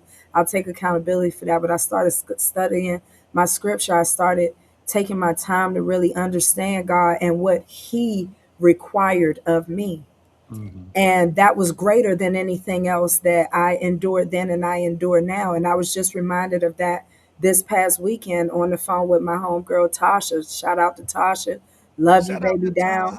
Todd. Tasha, shout out to Tasha, man. That's my baby. Great mother, great person, beautiful individual. We sat on the phone. I think his name Pastor Cherry. I'm gonna have to get the church to you guys that she attends with Pastor Cherry. I was reminded of that a session about forgiveness. I was losing myself the past few weeks, and I was reminded of a lot. And that's what I mean. God always tends to bring me back, even if Mhm. I slip a little bit. And through all of Mhm. that, when I realized what He required of me, how it was greater than anything else I've endured, and again continue to endure, that He made me into being a love entity. This is what God crafted me to be. And as one of His soldiers, as one of His servants. And all I Mhm. want to do is be of service to myself and to others. And Mhm. so yeah, I mean, shoot, man, that's where the love queen was birthed. I was birthed through the hands and the love and the grace and the mercy of God. you know and I'm not religious per se, and I don't require anybody else to be Christian. But you can be whatever you want to be, but just have some type of foundation, because one thing I need everybody to know is it's always a higher power working, no matter who or what it is you believe in. But for me, it's God and it's Jesus, because that was my path to redemption. That was my path to coming out of that suffering. That was Mhm. my path, through the pain. And I became Valenteen the Love Queen, and I'm on my way to becoming Valenteen the Love Empress. I still got a long way to go, because we're on a constant journey. We're never not learning. We're never not growing. We're never That's not a fact. evolving. You know what I mean? So yeah, that's where the Love Queen was created, baby. Big God held me down. You know You what feel me? I So okay, love queen. Like, and I love your personality, mean? Thank you. and from just the little bit of talking with you, finding out that you haven't That's right, Lenny. We are not alone. You're exactly right. You haven't found a Crown that lot of while people be. a lot of people that have gone through the things that you went through would shut love all the way down, shut down relationships all the way down. You're still an optimist in some ways, and you still, because of your grounding and relationship with God and coming out from the darkness of the things you've been through, still have a bubbly personality and spirit towards dating and love and all these things or whatever the case may be. Um, since you'll be on Feel the Love, while we here, we might as well get this out the way too. What floats your boat? What do you look for? Can you tell people who and what you're interested in, and what do you look for in said individuals? As I thought of no other way um, to say it. well, as I just said, no, that's a great segue because as I just said, foundation. Hmm. Foundation, again, because I am the love queen, the one and only, The one I and can only. see when someone's rotten on the inside. It doesn't necessarily mean that you're like the worst person in the world because we know I've met some horrible people, obviously.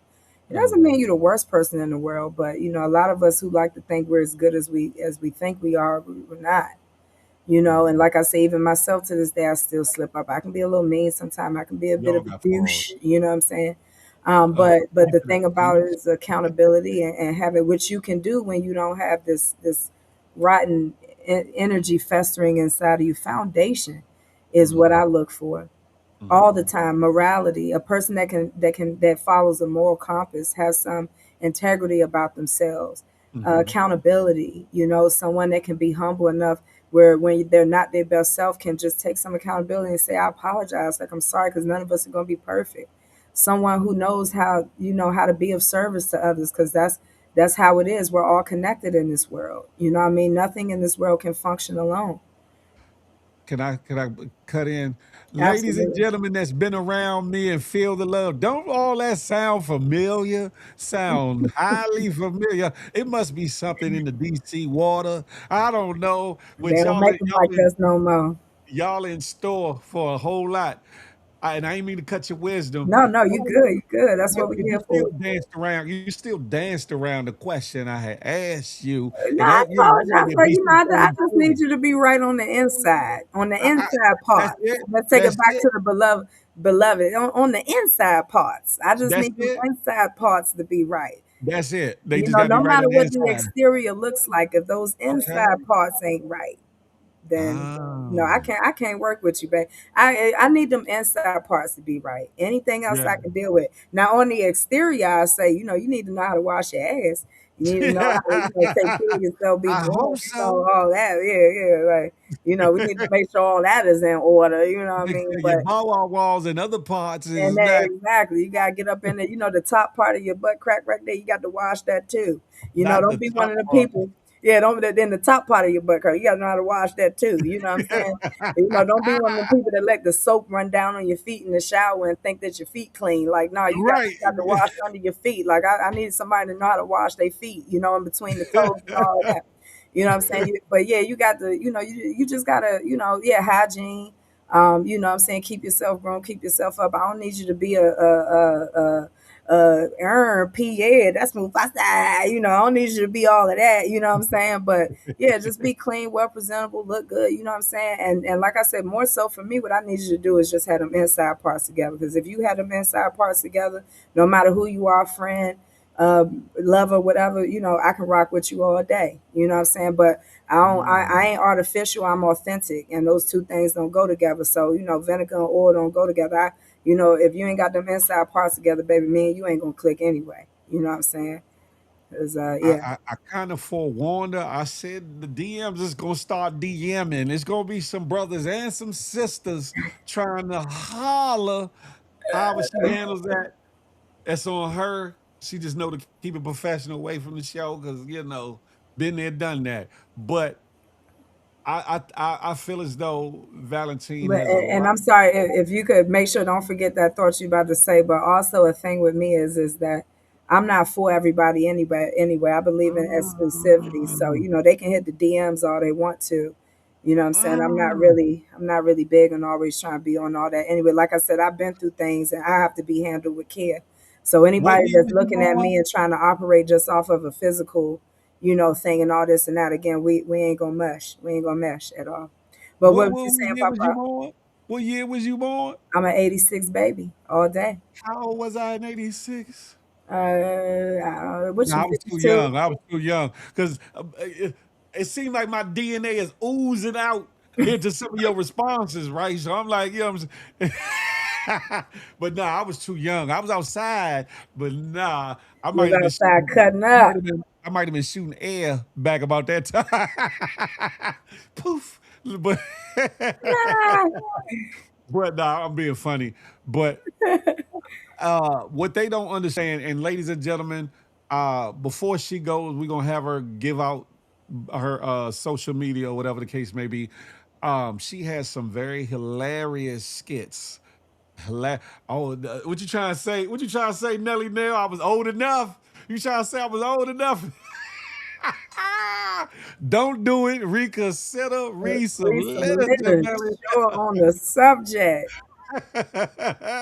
Listen. Oh, Yeah, but I want y'all to check out on her IG and her TikTok. She has some of her work. It's very hilarious, very well, funny. all that stuff old though. You know what I'm saying? I was Well, back. ain't what's TikTok old kept is what's new. TikTok started violating me and doing hating on me a little bit. So all that stuff old. So of course, now that we getting started with Big Phil, I'm gonna be rolling out some new content and stuff like that. Look, But talk, sugar that girl. But yeah, but no, it's kind of a portfolio still. Even though it's old, it's for still a sure, yeah, yeah, portfolio yeah, of your some of your capabilities. I ain't even yeah, gonna put you in a box and say all of your capabilities, but some of your capabilities, so they yeah. can further see. They're getting an inside look at you here. They'll be able to get an outside look at your talents Thank on you. social Yeah. media or whatever, and still just get a glimpse. You know what I'm talking about? Look at Naya. Welcome, welcome. But Wally B said, "Bruh said poof." right, poof. I don't know if I was shooting. I don't even know what I was shooting back then. But if Neil said about 13, 14, now I was already yeah. But There, anyway, doing a little thing. yeah, no. Out there on Listen, the whoopty whoopty woo. whoa, whoa, whoa. I was Woo, outside woo, early off the porch early. I tell a story. I dated a girl that was 20 when I was like 12. Ain't had no business. Ain't had no business. Ain't Nah, had no It didn't that's last what but I was so talking long. about earlier. That essay, man. Nelly said, you definitely were. Yeah, that was that essay, man. That was that You weren't no essay, essay man. to me. Man, But you know even what it at was? 20, I was working two jobs, living on my own at 20. I ain't want nothing. It's nothing a 12-year-old little boy could You deal wouldn't with. have That's saw not 12 in me appropriate at though. You all. wouldn't have seen 12 in me. Most of my friends were like 2, 3, 4 years older than me, minimally. So I was Mm, always hanging with older dudes anyway. okay. So a lot of times because of my height, and whatnot, I didn't have a whole bunch of face hairs and all that. But, Mm-mm. because of who I was with, they like, okay, I got in the club with them. I got into the parties with them. I booked the honeys that they was trying to book. I was down Howard. I was in high schools when I was in junior high school. You know what I'm saying? Like I went to the school. I would go way out Maryland to Kennedy. Where else would I go? I would go to Bowie High School, not Bowie, Lord have mercy. Largo High School. We would go places and go scouting, so to speak, or whatever the case. Being Scouting. man, being man. You was out that Oh, motherfucker on the oh, prowl. yeah, I got. This is a new day and age, so I got to I got to take that word back because that ain't a good word in this day and age. But I was out there booking the honeys. I was out there getting numbers. Let me The say that. little honey dips. The little buns, The boo little thing, bunny the buns. boo boo bun things. You feel me? Out there bugging the little bunny buns. Yes, Lord. Everywhere I went, I was getting them too. But What's going back on in with the that? days when I was young, but I'm not a kid anymore. I'm Some not shit like getting you more. that part, and I don't want no Yeah, problem. yeah, You hear me? yeah. But yeah, in hindsight, yeah, it was definitely something wrong with that. However, at the time, I didn't realize it. Now, and I thought about it too, because I wonder what she was thinking when my mama would say, get out, it's time for you to get off the phone. Said, man, have times changed, but how they Yeah, yeah, know we were back yeah. together. I don't know, Wally Yes, B. Wally. Yes, Wally B. I was me when, before I realized I was me, I guess. I don't yes, know. yes, She yes. knew I was younger though. She knew I was younger. I can't remember because when you young, sometimes you lie about your age too. I Of ain't even gonna course. hold it. So I can't remember but she knew I was clearly younger. And if mama gonna get on the phone and say it's time to get on the phone, obviously I'm not 18, 19, 20, 21, or 2012, 22, 23. exactly. Yeah, so I get it. You know what I'm saying? Boots on Maine. I'm just saying men have you said it already. Um thank you, Wally B. He said you got amazing content. Shout out to Well, that. That's a yeah, that's my man Wally B. You know what I'm saying? Everybody go check out Wally B music. He's a very talented DMV artist, been out here grinding for a okay. long time, you know what I'm saying? And he's Yeah. definitely deep on that spread. Go follow him. You'll see who he is. Crown that. Crown that. Yeah, that's a fact. The It's party the, lines yes, back in the the day, party Wally B, line. fact of Mundo. Ah, the party I done line. told stories, good stories and bad ones about that Yeah. damn party line. But we ain't gonna hash it out right now. Yes, the party lines. Feet used to be hurting by the time you finally got in there. Shh. Listen, Yeah. understand this. I want to know this. Yes.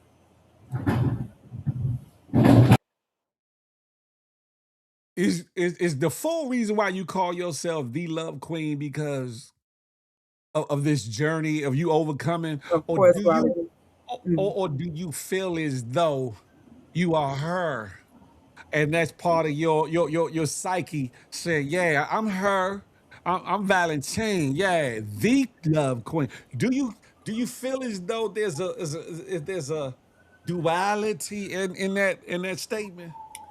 Not no, it is fully spiritual for me. See, I'm not really a cocky person in that way because I focus What? more on being relatable opposed to What? like being, you said what? What? No, I'm not a cocky person.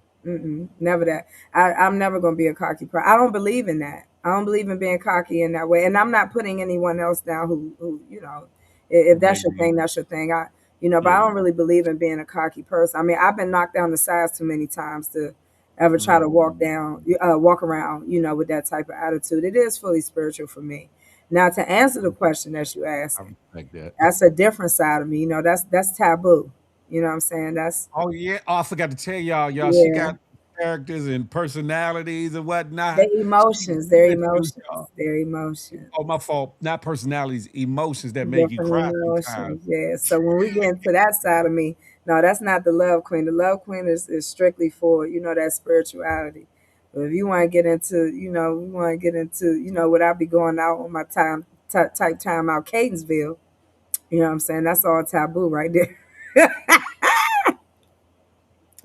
That's Yeah. all taboo right there, baby.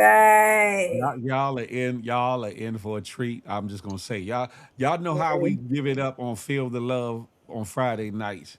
Can you imagine? I ain't got into that Hey, yet, Marquis, baby. I ain't got I'm into that. hearing, but with the addition of her and she being really mild right now.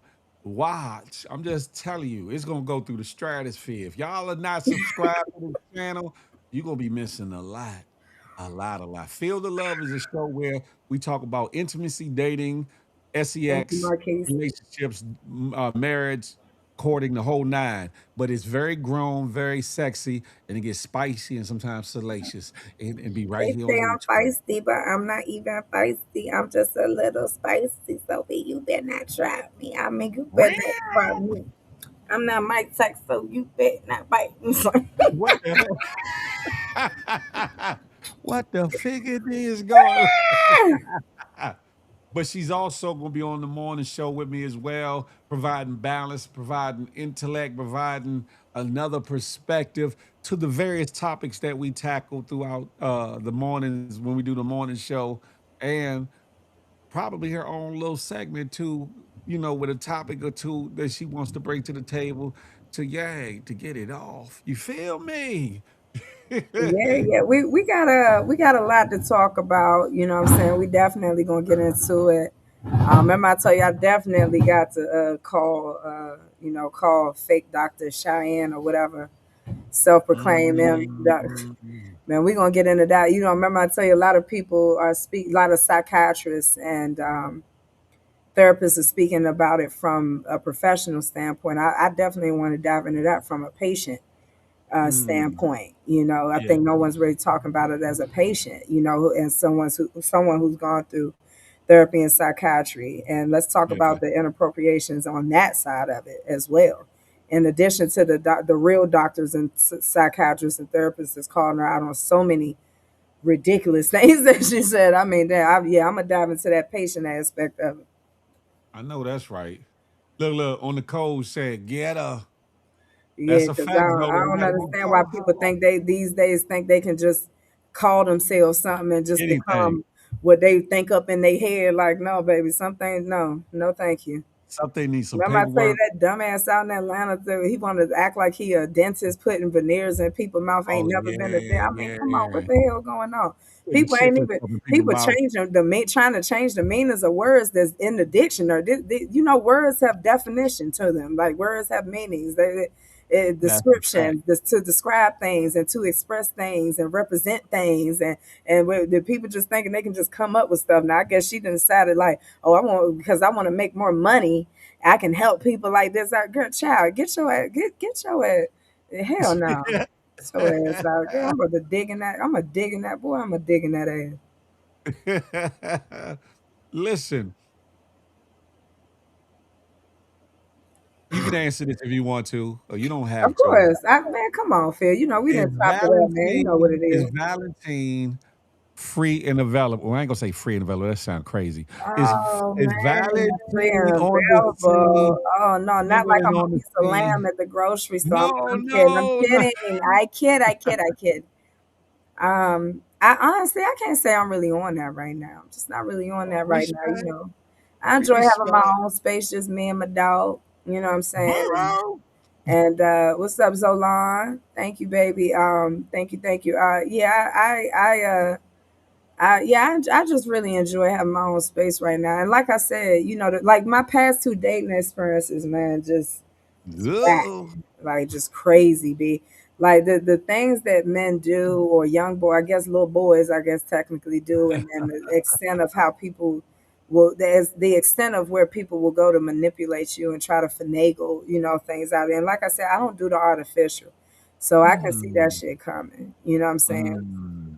Excuse me. And like I said, that's what I was reminded of on Sunday. I talked to you about little drummer boy Yeah, and Mr. Backseat of my Jeep. Let's pull an yeah. episode. You know what I'm saying? We talked about that, which we can get into Friday night. Which we can get into Friday night, you know what I'm saying? Which we can get into on Friday night. But yeah, it's just, the extent, looking for people to be a certain way. What you mean, I chill? Looking for people to be a certain way, or whatever. Um, Said not too much on us, not too much on us. and no, I mean I'm gonna call it all the way out. You know what I'm saying? Oh That's one of my Lord. exes right there. You know how I am. You know what I'm saying? Call it all the On way the out. code. He on the code, on the Because at code. the end of the day, but the thing is, like I told you, I'm gonna call out the stuff men do. I call out the stuff women do. We don't do double standards over here. You know what I'm saying? We're gonna call it all out. Cause when you wrong, you wrong. I stand for what's right, no matter who is for or who is against. You know what I'm saying? So if it gotta be called out, male, female, human, whatever, it's gonna be called out, either side. But right now, this is what I'm talking about. I'm talking about my two past experiences and you know what I'm saying? They weren't Mhm. good. That shit wasn't good. That shit wasn't cool. And like I said, you're not gonna come around me finagling. I don't like no finagle. Remember I tell you, I don't like no fast talking ass nigga. Don't come around me Nah, with that bullshit. I don't be having that time for that. bullshit. Yeah, don't come around me with that bullshit, man. I ain't got time for all of that. You know what I'm saying? And I'm not easy to be worked over like that. I had my times like that where people were able to get over me and do that. Ain't who I am no more. I'm a grown ass woman now, baby. You ain't gonna come over here play talking that motherfucking bullshit to me. Hold on one second. But yeah, I ain't got the time. I ain't got the time. People, I think people always have this thing where they like to, people are selfish. Internally, people, thanks, Papa, thanks, that internally, people ultimately are just really, really selfish. A Mm. lot of certain type of people, and most, we all tend to walk around. Remember, I told you it's really about being of service. That's a part of being of service. The world would be a better place if a lot of people did more of thinking of others instead of only thinking of themselves. Our feelings are not the only ones that Exactly. matter, and our actions affect other people. And we, as human beings, have to take responsibility for that. And a lot That's of us don't choose to. It's just about what we can get, what we can take.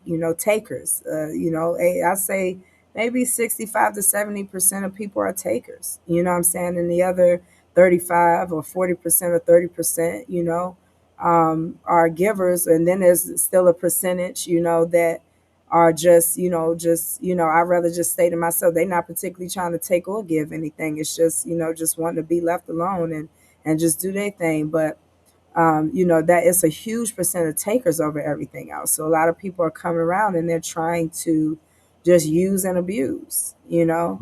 and if things ain't Right. going their way, it's like, I call it the toddler effect. When things not going your way, you either throw a tantrum or you just want to lay down, take a nap, and tap out, and go on about your business. And it's like sitting there crying, kicking your feet because you can't get what you want. You know what I'm saying?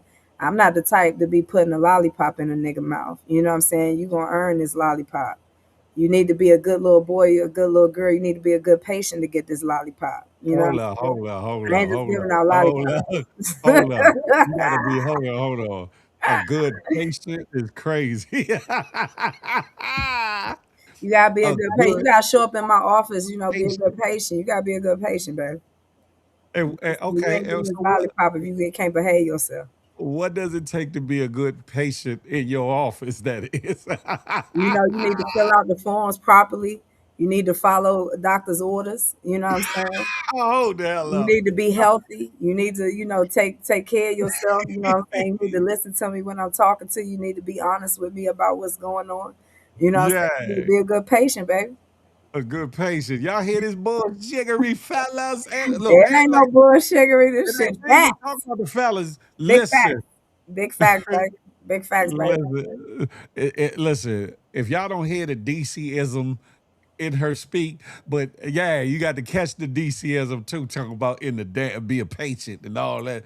Be a good What patient, the baby. hell? Huh?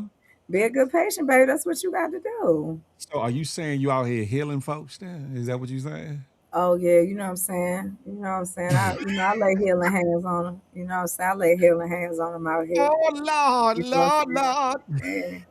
Yeah, I lay some healing hands on them. You know what I mean. Lord, look, look, And look. honestly, often that's what can really be intimidating, for some people, because see, toxic people don't mix well with genuine people. You know what I'm saying. Ooh, talk about it. Toxicity does not mix well with genuosity.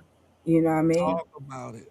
And unfortunately, sometimes, I think I want to try my best to remind women of that sometimes it's really not even nothing that you did wrong when a man chooses to try to mistreat you or walk away from you. Sometimes Mm. men just can't handle the genuosity. You know what I'm saying? And they want to go deal with somebody that they can play with. You know what I'm saying? But you can't come over here playing with me. You either gonna come over here on some real shit, or you can get your ass kicked to the curb. You know what I'm saying? I don't play games with people like that.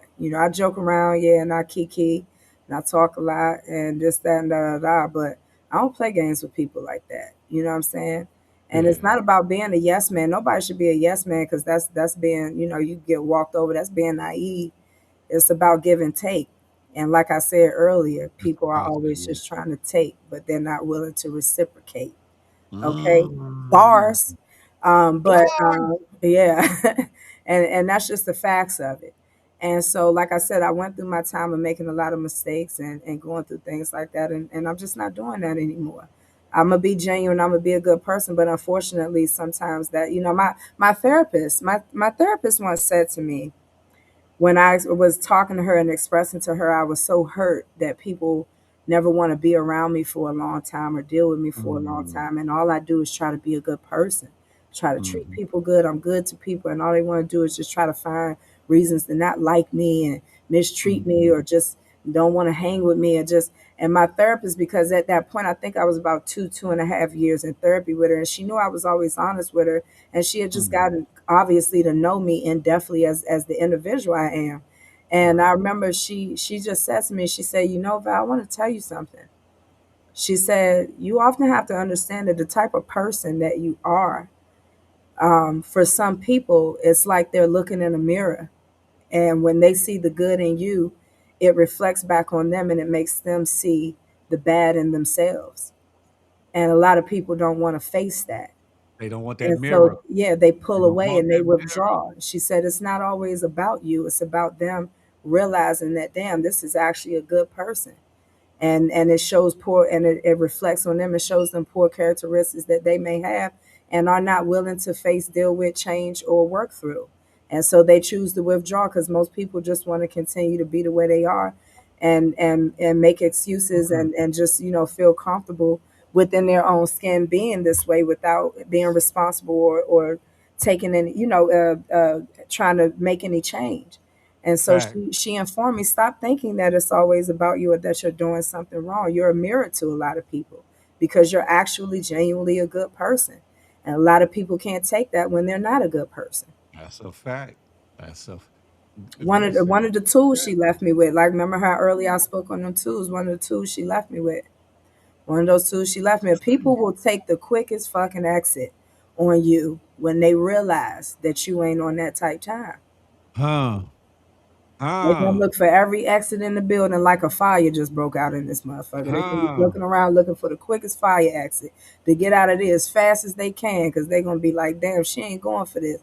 I can't work her over. I can't lie to her. I can't mistreat her. I can't. And in addition to that, you showing me the fucked up shit about myself that I ain't ready to face, that I ain't ready to do my Mike Jack man in the mirror on.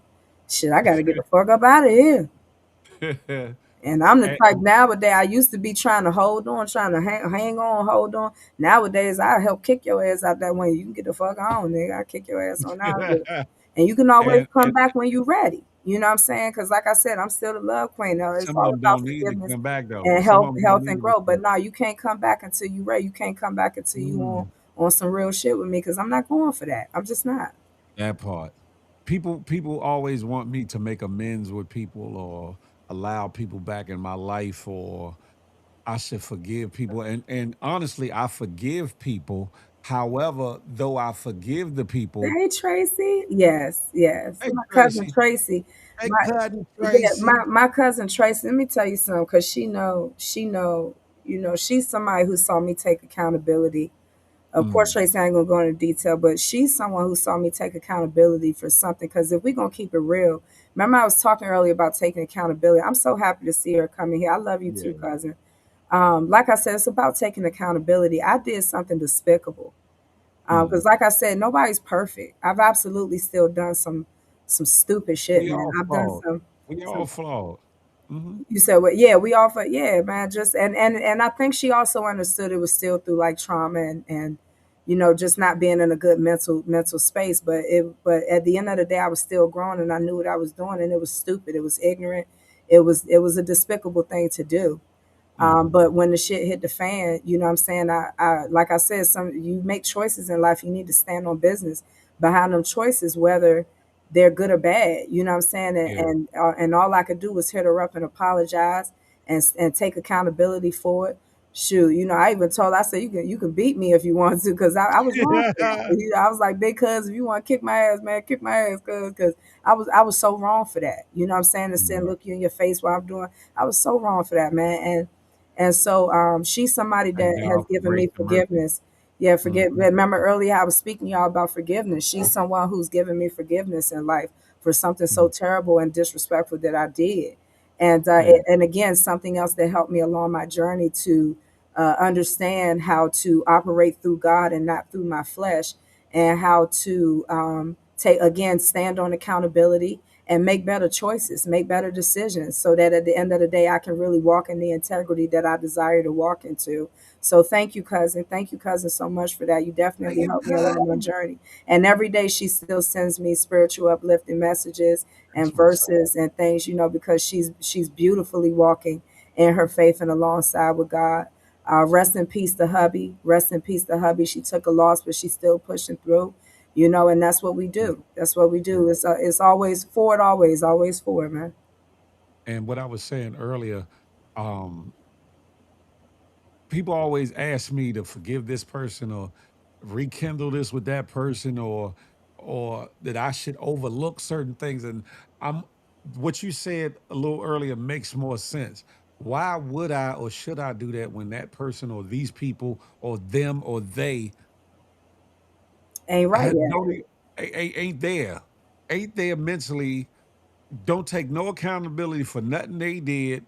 I'm the only one accountable for whatever I did or didn't do, but they in a head place in space like ain't like Non-receptive. life, yeah, non-receptive and like life is Non-receptive. going on. So I go on in life, but some people hold me accountable because I try to inspire people. I try to speak Absolutely. life into people. I try to educate, entertain, inspire, all the things, right? Hmm. But at times I'm a Sagittarius too. And sometimes I always say we the best friends to have, best lovers to have, and worst enemies to have.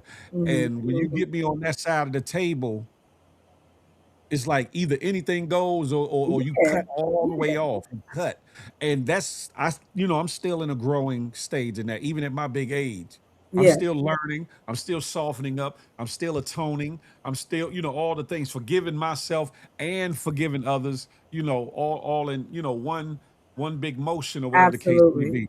So when you said that, it kind of resonates because certain people ask me, yeah, why didn't you, and why won't you? And I'm just like, nah, why should I?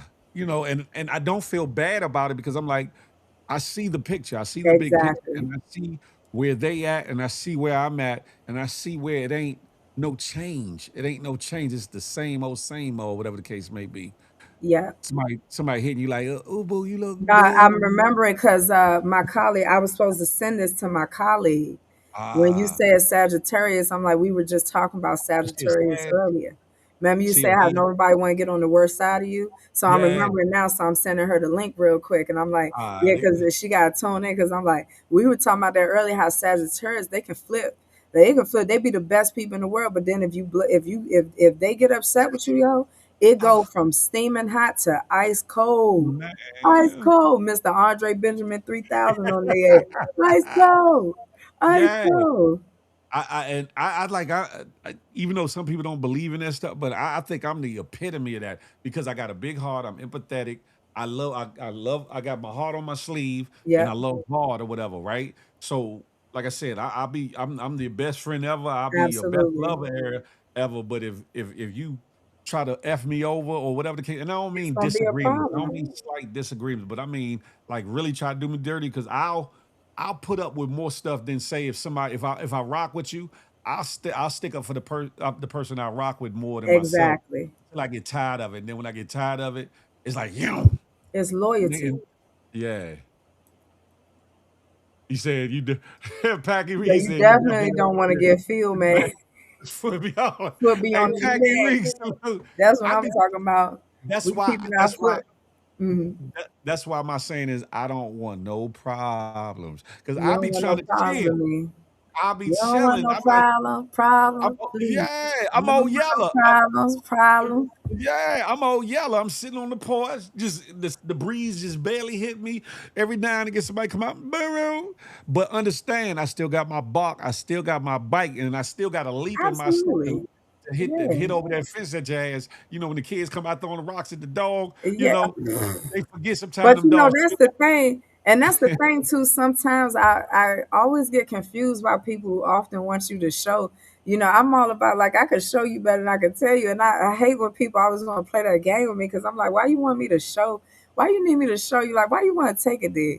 Like, what you want to take it there for, man? Like, why Right. you want to do that? Like, just be chill, bruh. Keep me Like, on this just be side of the chill. fence. Keep me Like, cause here. it's like, I definitely could show you better than I could tell you, but I really don't want to have to walk you Don't down want that to. yellow brick road, man. Yeah, We don't don't want want Big Red to to. come stomping through this motherfucker, man. Don't make Big Red come stomping through this motherfucker, That's man. it.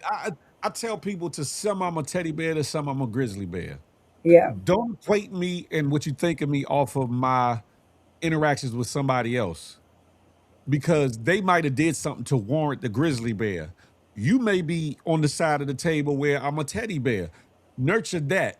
Yes. Stay there. Don't worry about or don't judge me off of the grizzly bear for somebody else because maybe I had to show my teeth and my claws for Hey. that person or that individual, or whatever. So but And again, and sometimes that's all it takes. Like, cause that's how you know when people really just doing it just to test the water. Sometimes all you got to do is show your teeth, and they'll fall back. that's a fact. Cause and I rather and in my big age, like I said, I take full accountability with myself, and that I'm forever growing. And as long as I got breath to breathe, and I can continue to be here on this earth, I got another chance to either make it right, get it right, and or improve myself. And that's what I talk to other people about. Like when I open my shows or I close my shows, I talk about being the best that you could be in that day, but while you at it, plan, plot, and strategize to be the Absolutely, best that you could be if you're so blessed to see the next day. It's absolutely, always about improvement. As a fearing man of God that knows the Bible field, even Paul, who once left Mark behind due to some kind of disagreement, Paul later asked for him back in his life. He thought of him as a great helper. So anytime in life you could double back to a friendship or relationship. Hold on. See, there is still time to rekindle what Keisha Hall. Stop the bullshiggery. See that's a double. That's a double. She talking a double tongue. conundrum. Oh, yeah. Listen, you're right. You're right. And I'm a very forgiving person. And just because you forgive somebody don't mean that you have to have the Yeah, same absolutely. friendship And I think bond that's relationship a that you had before. absolute. That's a perfect segue into boundaries, man. We often don't exercise our right to boundaries. You know what I mean? Like you said, Mhm. I can forgive you, and I can absolutely give you chances, but that does not mean that I have to let you back in my space. That That's does it. not mean that. And you right, Packy Reset, and you're the type who gives people multiple chances and you make shit clear. That's a fact. Yeah, Keisha Hall, I can't stand you. Yeah, I peeped all that you saying what I was saying.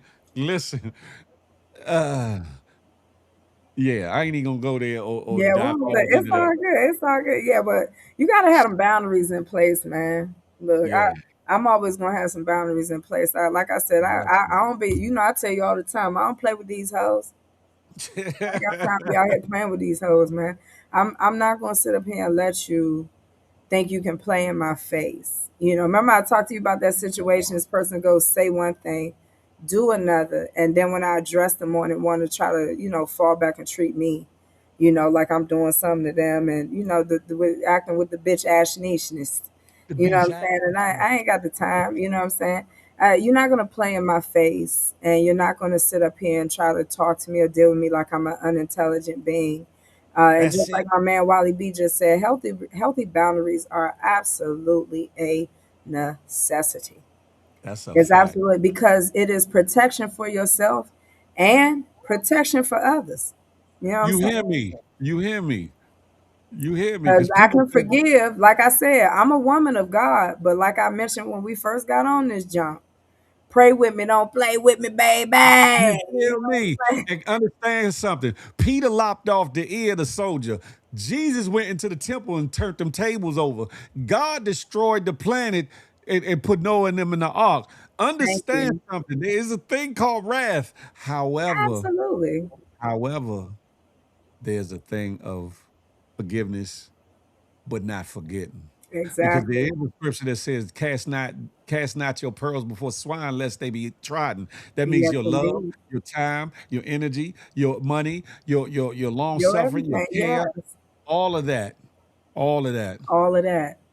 And Yes, I'm indeed. not going to sit here and sacrifice the best parts of myself trying to hold on to a piece of boo boo Do do. Do do. Sticky do do at that. Thank you. Yeah, do do. I ain't trying to hold on to nothing that smell like my dog farts. Oh no, Them Lord shits would have clear mercy. room. I wouldn't even wish them shits on my own enemy. Motherfucker clear the room. I ain't trying to hold Listen, on to nothing that smell like that. I ain't got the time. listen. It is now 10:01, ladies and gentlemen. Y'all know I try to get in like a bank robbery and get the hell up out of there. Valenteen, the love queen, welcome to the team, baby, baby. Gracias, gracias, What gracias. social media handle should they follow ye under Ah, if you yes, want them? man. Yes, If you man. want Y'all them, don't do me too bad. And for anybody I thought give it to you, if you decide to follow me, I do still work my 9 to 5 every day.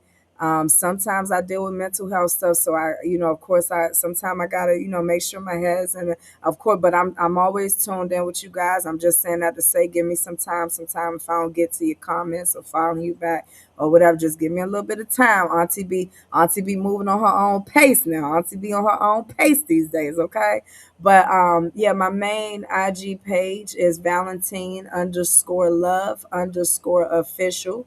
My little incognito page, which now is actually turning into my main page, is the Love Queen, I believe. Shoot, Auntie memory ain't too good no more, y'all. Auntie memory ain't too oh, you good. hella old to my I got you auntie right here. memory. I got you right here. Yes, the Love Queen. And then my TikTok is also the same thing, actually. Oh, actually, my TikTok is Valenteen Love Queen. It's backwards, Valenteen Love Queen. So, Yes, like I said, indeed. second IG, TikTok, Valenteen Love Queen. Exactly, it's TEEN, not TINE. Valenteen Love Queen. TikTok. Second IG page is The Love Queen. And then my main IG page is Valenteen underscore love underscore official. I'm just hitting Facebook, just getting on that jump. Be patient with me. I'm gonna get that together. Was never really big as a Facebook person, but I'm excited to go on this journey. I'm appreciative of you, Big Phil, for believing in me and seeing me for who I am and believing in my talents and giving me an opportunity to put myself out there and allow people to get to know me on this journey. It's going to be a lot of laughter. It's going to be a lot of serious conversation. It's going to be a lot of Absolutely. holding people accountable. And it's going to be a lot of raw dog honesty around here. And I'm looking forward to it. But as always, from a loving place, baby. And thank you guys for the positive comments who left positive comments. I Yes, also indeed. appreciate you guys taking the time out of your day because all of our time is absolutely valuable for sitting and listening to my story and being receptive of it. And following a little bit along of following a little bit of my journey. That still was kind of barely scratching the surface. There's a lot of other things I'll share as time goes on, Yeah. as we'll talk about throughout our journey on the shows. But thank you guys so much. Always remember that I love you. I don't need you to love me back, but I love you and I wish the best to everybody. And again, Mm. thank you to Big Phil, man. This is the man right here. You understand what I'm saying? Oh, He's a ain't good nobody. person, real, direct, Oh, honest man. The OG man, oh. good man right here, man. I respect you. I fuck with you. We locked in that. No, Ain't no man, ain't no sea, Bucky. Smacky, da, da. We locked in, man. We locked in. We Yes, locked in. indeed. Thank Yes, you for indeed. for a few of my supporters tapping in. Love you, cousin. Thank you, Dud. Thank you, Wally B Music. Thank you, guys. Thank you, thank you, thank you. And appreciate all the love, Uptown Jay. Thank you so much, beautiful. Appreciate you, Peggy Reek. I appreciate you, Valenteen, the love queen. I'm gonna do my little outro, but I'm gonna let you out the back door, whatever the case may be. But welcome to the team. We I talked about think that backdoor situation, y'all. I think we're just scratching the surface, ladies and gentlemen. Y'all gonna see more of her talents and her artistry and her funniness and her DC-isms and all the things or whatever. Y'all gonna see it all. Uh, y'all make sure y'all tapping and tuning. If you're not subscribed, what the hell you waiting on, huh? I It don't gotta do cost one last nothing. thing. One last thing. Talk about it. Y'all know what it is. Y'all know Um, what it is. Yeah, baby. well, see, that's gonna be one manner of contention for us, because She's a Commander, Washington Redskin Commander fan. I've been a Dallas Cowboy fan since I was yay high to a kneecap. You Yay! feel me? I feel sorry for you. I'm gonna pray for you now. I'm gonna pray for you. Pray for me. I take a good prayer. I will But pray at for the you, same brother. time, yeah, Packy we she do, right? But guess what? What about how about them boys? Pause. No Diddy. Packy we say boo. Oh, okay. We're gonna call his ass to the front eventually too, motherfucker. You feel me? Thank you guys so much, so much. I Thank you, appreciate Phil. you. Thank you guys. Love you Man, guys. let's see you next season. It's crazy. All Absolutely. right, darling. I'll talk to you. You be Okay, bye. blessed. You have a wonderful evening.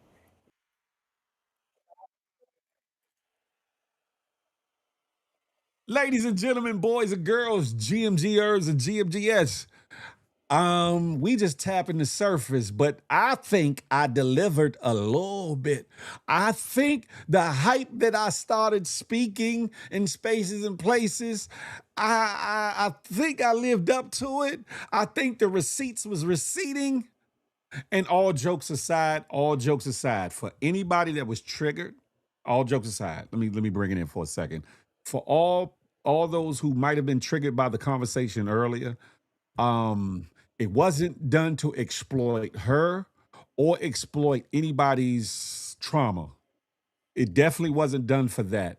It was to show that not only are you getting somebody that can be funny, witty, quick-witted, sharp with the comebacks, but somebody that's real of substance that's been through some things. So when she starts talking about certain topics on the show, you know you listen to somebody that has some experience and been through some things. And for somebody that might be watching and listening, women or men that might have been through sexual assault, grape, or any of the things that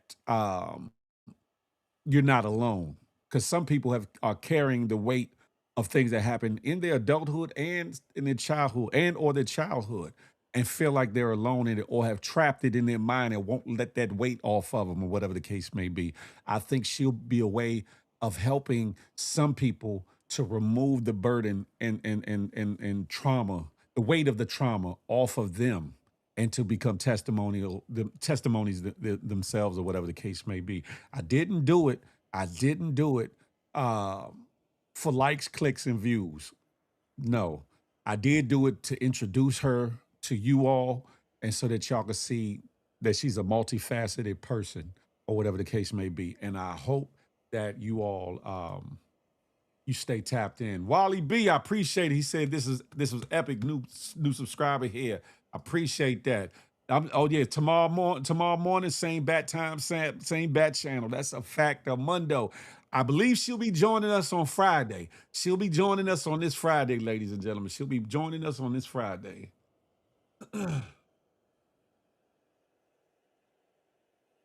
But anywho, as I was saying, I hope that I lived up to everything that the flyer said it would be, that my mouthpiece said it would be.